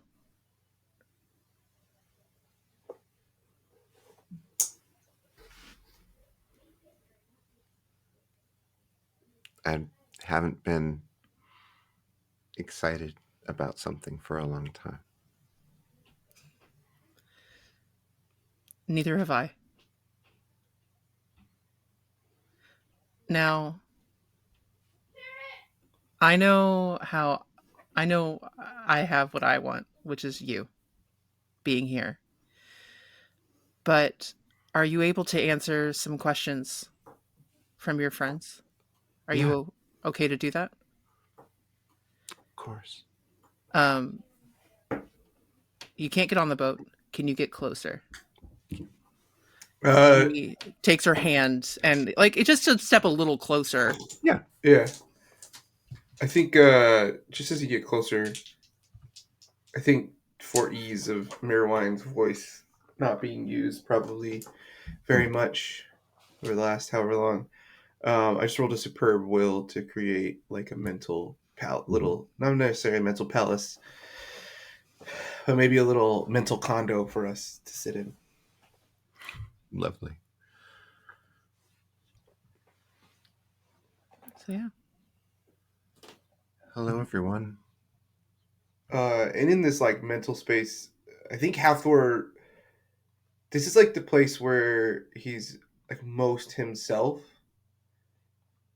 And I think he dresses here the way he did in Belgrade. Because he thinks of like that's when his new life really began. And that's the happiest he's been. And so he runs over to Mirwine and gives her a big hug and says, "Thank you so much for everything you did for us. You're the best of us, Mirwine." Thank you. I'm sorry I've been so... At first I couldn't tell anything and didn't feel much and didn't know much, and then I would see y'all sometimes but couldn't reach out, and then I was scared. And I think you know my feelings about the debt we all owe to each other and the work, what we owe to each other in terms of communication and effort and everything like that. And he looks at her and he says, "Your debt has absolutely been paid. Anything you do from here on out is further enshrinement in sainthood."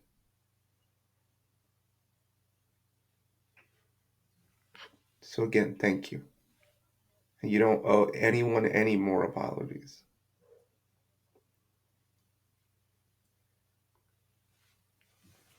And if they ask for it, I'll kick their ass. Even Same. even if it is that old man from Babylon.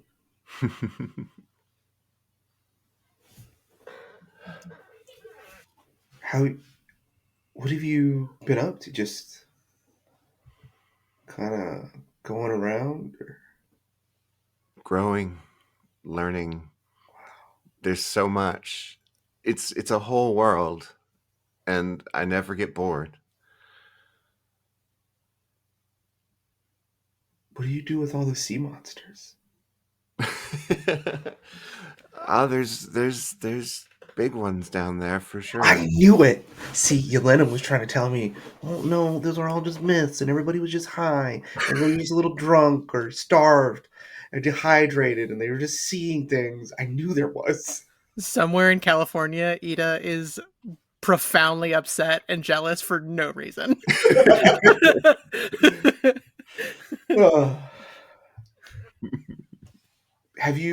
Can I ask you some difficult questions? Of course. What do you remember about that day? I was in the harbor and heard the commotion. Hurd had told us to be wary, that something was happening, and to be prepared. And so I was, when I heard the sounds of shots, I went towards it, and I saw Otto and Eadman and Robert and their crew and the ships that were chasing them. And I went, I thought, this is my chance. This is where I can really shine, because no one knows the ocean like me. But I didn't expect what they would do. I think that's something that keeps happening to us. We have the expectation that our opponents will behave like humans, and they keep showing us they're monsters.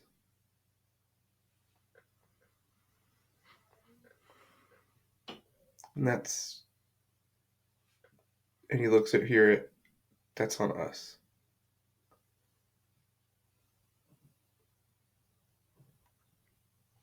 And I apologize.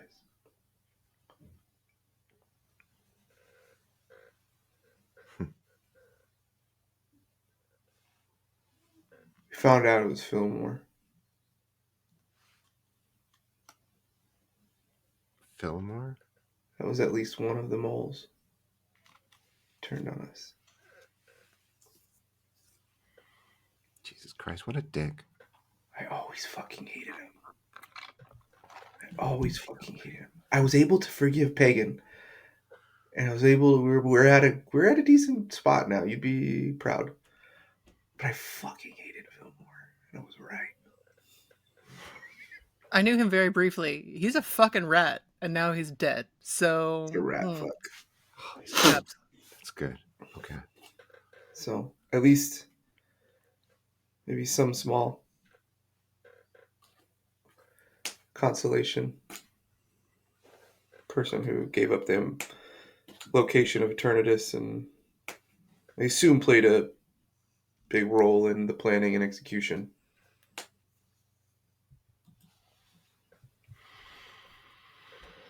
So just gotta keep pulling that string. I wish he was still alive so that I could kill him. If there was a way, actually, how much water do you need to be a part of? I've never tried to.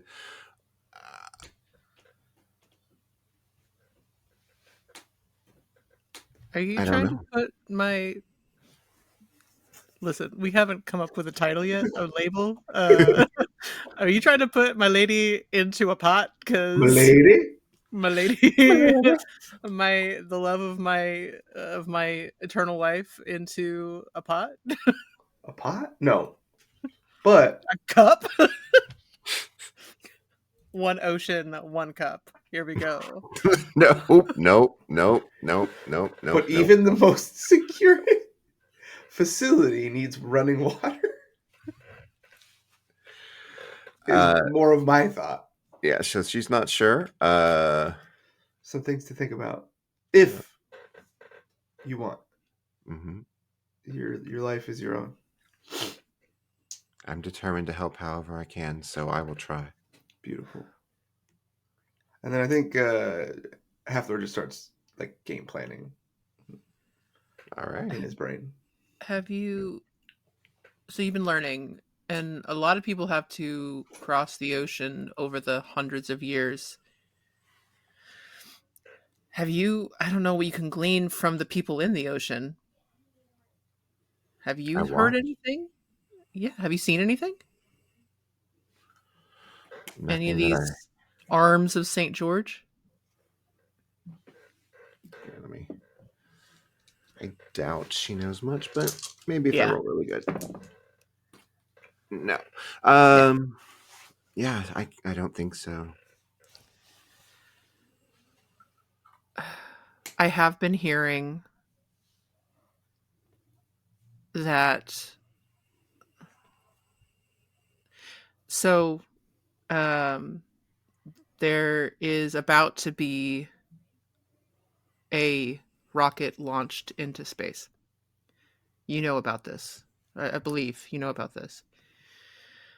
Bad things are most likely to be coming. Perhaps you could offer them a soft landing? I can do my best. It's the only thing I could ever ask for. Yeah. I'll be here too.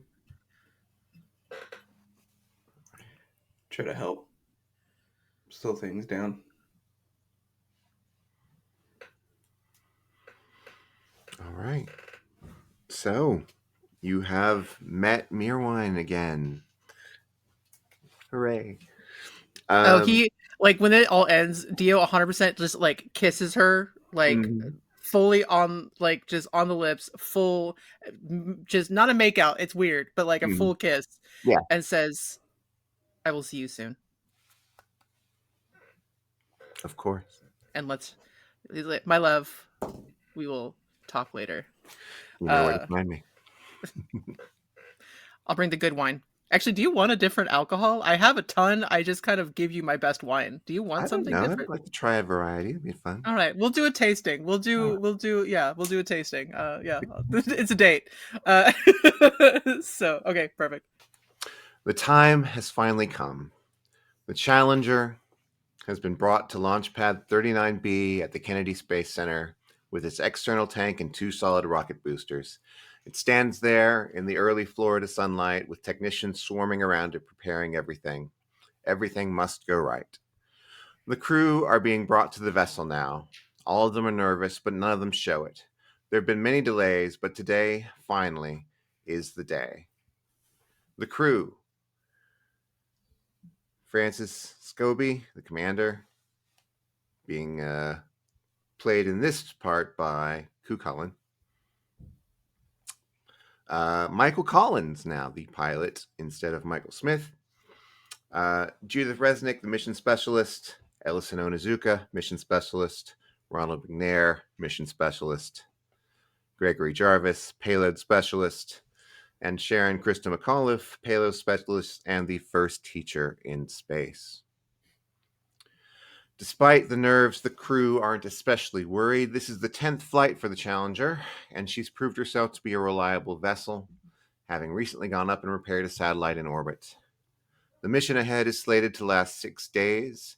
In that time, the 7-member crew will deploy a large communication satellite, deploy and retrieve an astronomy payload to study Halley's Comet, and Krista McAuliffe will conduct lessons for school children from orbit. Due to this last fact, this is the most well-viewed rocket launch in history, with live feeds streaming to schools across the U.S., as well as coverage on all major television networks. Temperatures this morning are a record low, and the crowds of people who have gathered to witness the launch are all dressed in heavy coats. They cheer as the crew waves to them before proceeding into boarding. Yelena, you give the crew their final medical go-over before launch, checking everyone's vitals to make sure everyone is okay and ensuring their medical equipment is in working order. You look into each of their faces, possibly for the last time. They're as ready as they can be for what lies ahead of them. What do you say to them?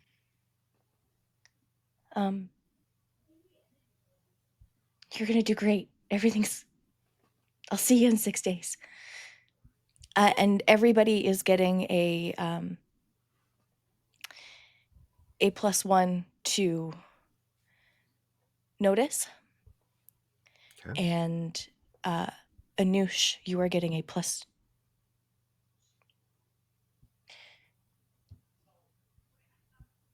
I don't know if it would be actually Cucullin or if it would be Anoush, who I think would make that call. But whoever it is getting the +2. So I'm going to spend my fate point to get them to safety, if possible. Okay. So I believe probably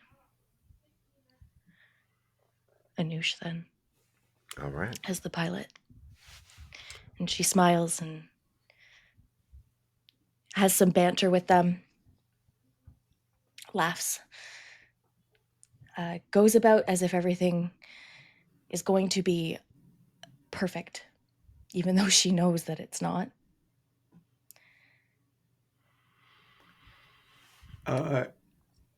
As Yelena gets back to like the locker room area or whatever staging area she would have like went to after this, or her office or whatever it is, I think Hathor has placed little figurines of the astronauts, and there's like a small note underneath them, and it just says, "You've done everything you can. Now you have to live with that. I love you. Do what you need to do to process. Hopefully these won't be necessary. Hathor." I will also say from across the country, the night before, Ida would have called each and every one of you and shared love and support and promises of celebration after the fact, but mostly just they're there.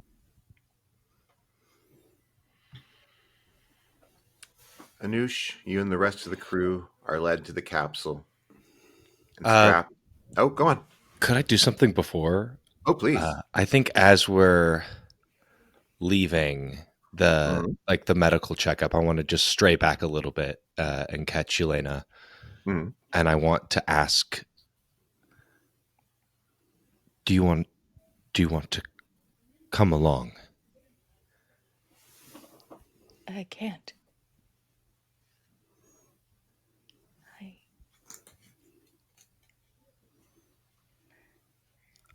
I think he just points to his head. Oh.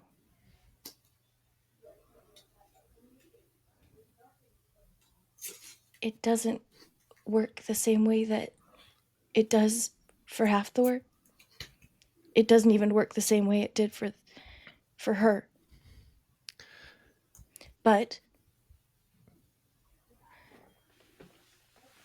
and she hugs Anoush, and yeah.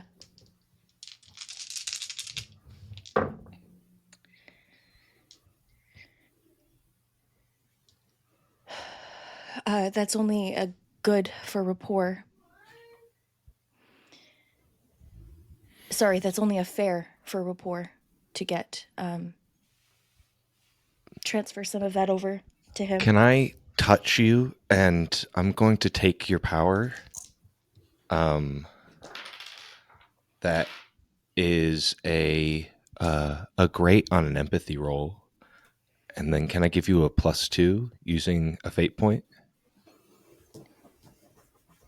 That would bring that rapport roll up to a great then. Yeah. All right. Thank you. We share the weight. And I think I'm going to need you up there.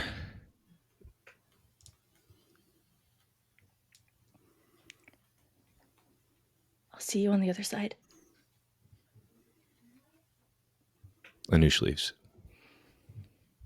All right. You're led to the capsule. You're strapped into your seats for launch. The door is sealed and the gantry withdrawn. There's no going back now. In the seat beside you, Commander Scobie turns to wink at you, showing a brazen confidence. You stare at the cockpit window above you, showing the blue morning Florida sky. Mission control is in your ear, requesting preliminary checks, which at this point you're able to do reflexively. How is Anoush feeling at this time? Anoush is unbelievably nervous. He doesn't feel like he has a tight grip over what's about to happen. And he is putting a lot of faith in his friends and his family at the moment because his plan is left unfinished.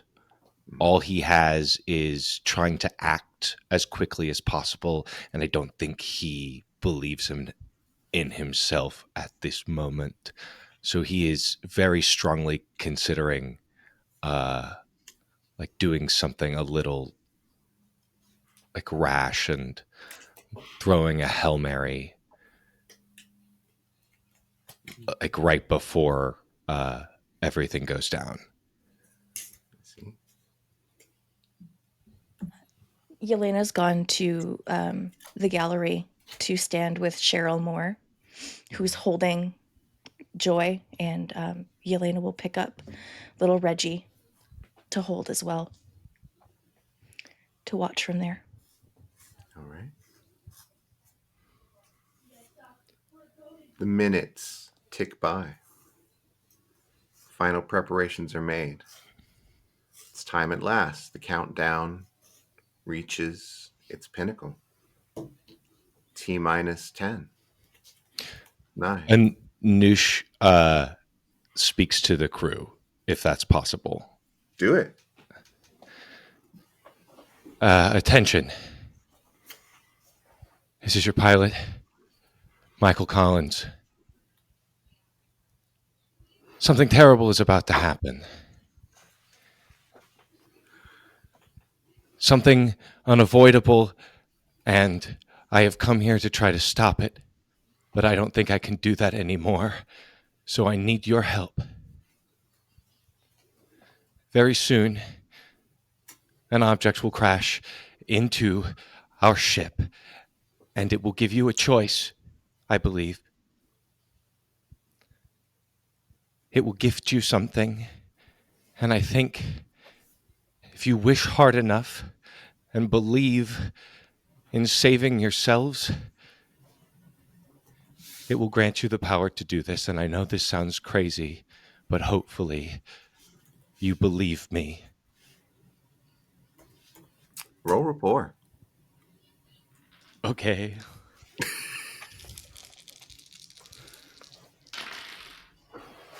That's very bad. That's so bad, Sarah. Oh.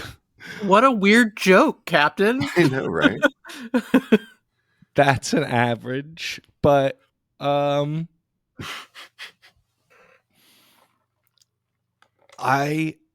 think I'm gonna burn another fate point and use my concept, one giant leap for mankind. Okay.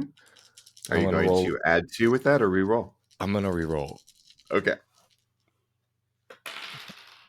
Oh, haha! That is great. Great. Okay. Yes. That's as good as I can do, I think. Wonderful. With a great, they do not freak out. They enjoy your little joke. In fact, as the countdown is going down, it gives them some relief from the tension that they've been feeling.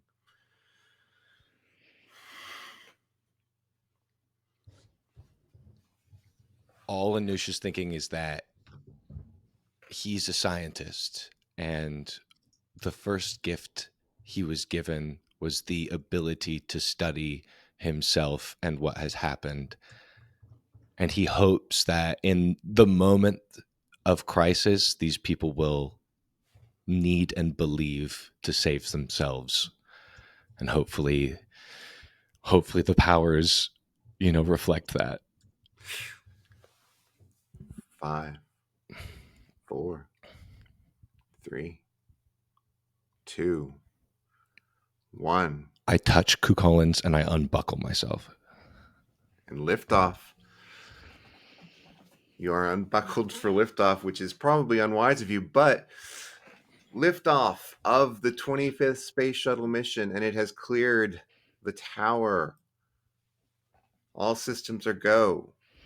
Dick reports to Mission Control, and Mission Control responds. And on a plume of fire, the Challenger rises, watched by a nation.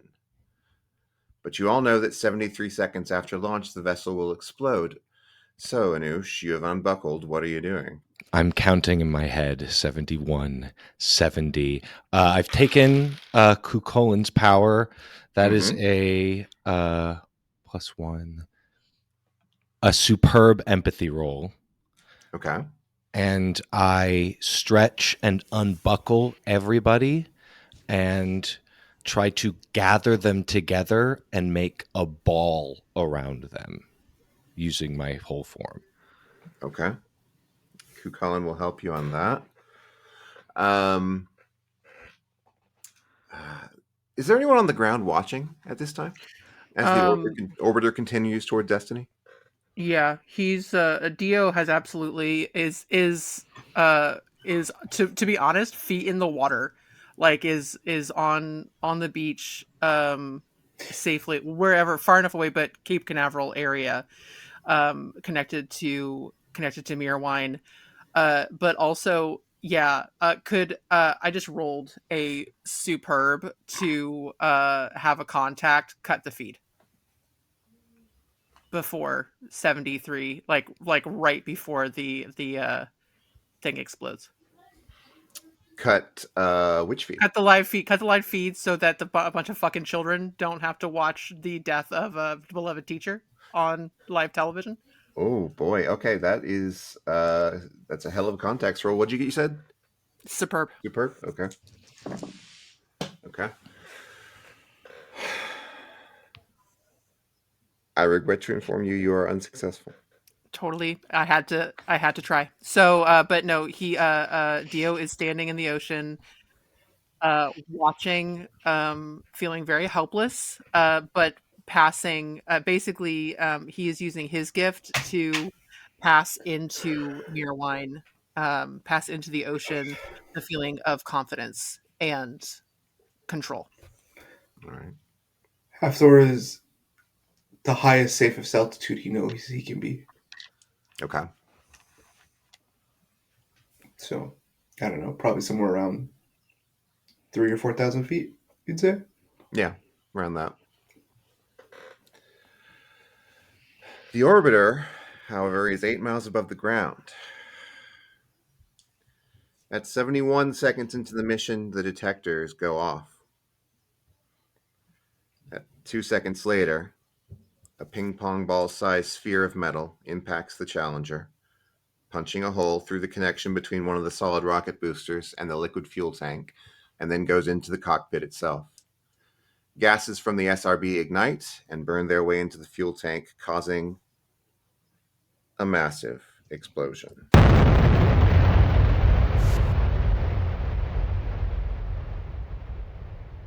The explosion tears the orbiter into pieces with fire and pressure and more G forces than you've ever felt at once. This is the first event that could kill some of the crew. But the cockpit, mostly intact, is also filled with nanobots merging swiftly with the bodies of the crew, nanobots that bestow powers in accordance with what is most appropriate for the person in question, what they want or need. And what the crew of the Challenger need in this moment is to survive a bloody great explosion. Ellison undergoes a transformation into living metal. Ron is torn away and almost smashes into the wall despite your holding him with your rubbery body. But as he hits, a light in him emanates from him, and his body absorbs the kinetic energy to make him stronger. Judith throws up her hands reflexively, and a glowing, sparkling force field forms around all of the crew and the big sort of cocoon you formed. Krista's body changes into flames, making her just intangible enough to cushion the impact on her. Gregory just disappears entirely. Watching from the ground, a moment after the explosion, a man, the astronaut Gregory Jarvis, resplendent in his orange launch suit, appears suddenly amidst the crowd. Everyone is staring upwards at the time, but his cry of alarm draws the crowd's attention, and it's hard to say who's more confused and frightened, the crowd or Gregory. Back in the orbiter, everyone has survived the explosion, having taken only, thanks to your cushioning and their powers and the force field, 4 stress. The force field surrounding you, which Judith is still holding up with some difficulty, is keeping the air pressure around you at a normal level so far. But you're 8 miles above the ground and falling towards an impact with the water that no force field, no armor, no cushioning can make survivable. Everyone will still die unless you can successfully operate the LES and get everyone parachuting out of there soon. But these are astronauts, talented, skillful people, the cream of the crop. Ron is already bursting his way out and activating machinery that will open the cockpit door and extend out a long metal pole. The door rips open, and Judith cries out as the force field fails for a moment with the sudden change of pressure. Your eardrums are painfully damaged, and it becomes harder to hear. Ron extends the pole. Now it's just a matter of getting everyone's parachute on. No small feat when you're in a capsule tumbling towards the sea. Anush, I'm going to need you to roll me a crafts to get your own parachute on and to help Cucullin with his. Okay. With a superb, you will successfully get one correctly set up but not the other. You can pick. With an epic, you get both on successfully, and below superb, your shoots will fail. Amazing. That is fantastic. That's one above epic. Right? Marvelous. Okay, so both of your shoots will work. Meanwhile, I'm rolling for the other astronauts who are helping each other to get theirs on. Okay. And also, well, that was a good one. Okay. All right. You get yours on. You get Cucullin's on, which is fortunate because Cucullin does not have astronaut training and could not do shit without your help. Ellison leads the way, flesh once more, clipping himself to the pole and clambering his way out of the cockpit into air, pushing him with hurricane force. The pole allows astronauts to get far enough away from the falling vessel before release to not get sucked back into the slipstream and killed immediately. As Ellison releases and begins falling, Ron is right behind him. Krista, no longer made of flame, is next. Then it's Cucullin's turn. Then you, with Judith going last so that she can maintain the force field for as long as possible. Soon, everyone gets clear of the debris and is descending rapidly. Parachutes begin to open. Yours opens, Anush. Cucullin's opens. Ellison's opens. Ron's opens. but not Krista. Krista continues to drop at 9.8 meters per second squared, fumbling with her malfunctioning ripcord. Her body alights again into brilliant flames, and she blasts flame from her hands and feet, the first teacher in space making use of her lessons in rocketry to slow her descent. It works, and soon she's not only floating, she is flying. A glowing plume of a flaming woman soaring through the sky with a whoop of joy for surviving. Resplendent. A bird on fire. That's what the crowd below sees. That's what the television cameras see. That's what the children in schools across the country see. And that, of course, is where everything starts to go very, very wrong.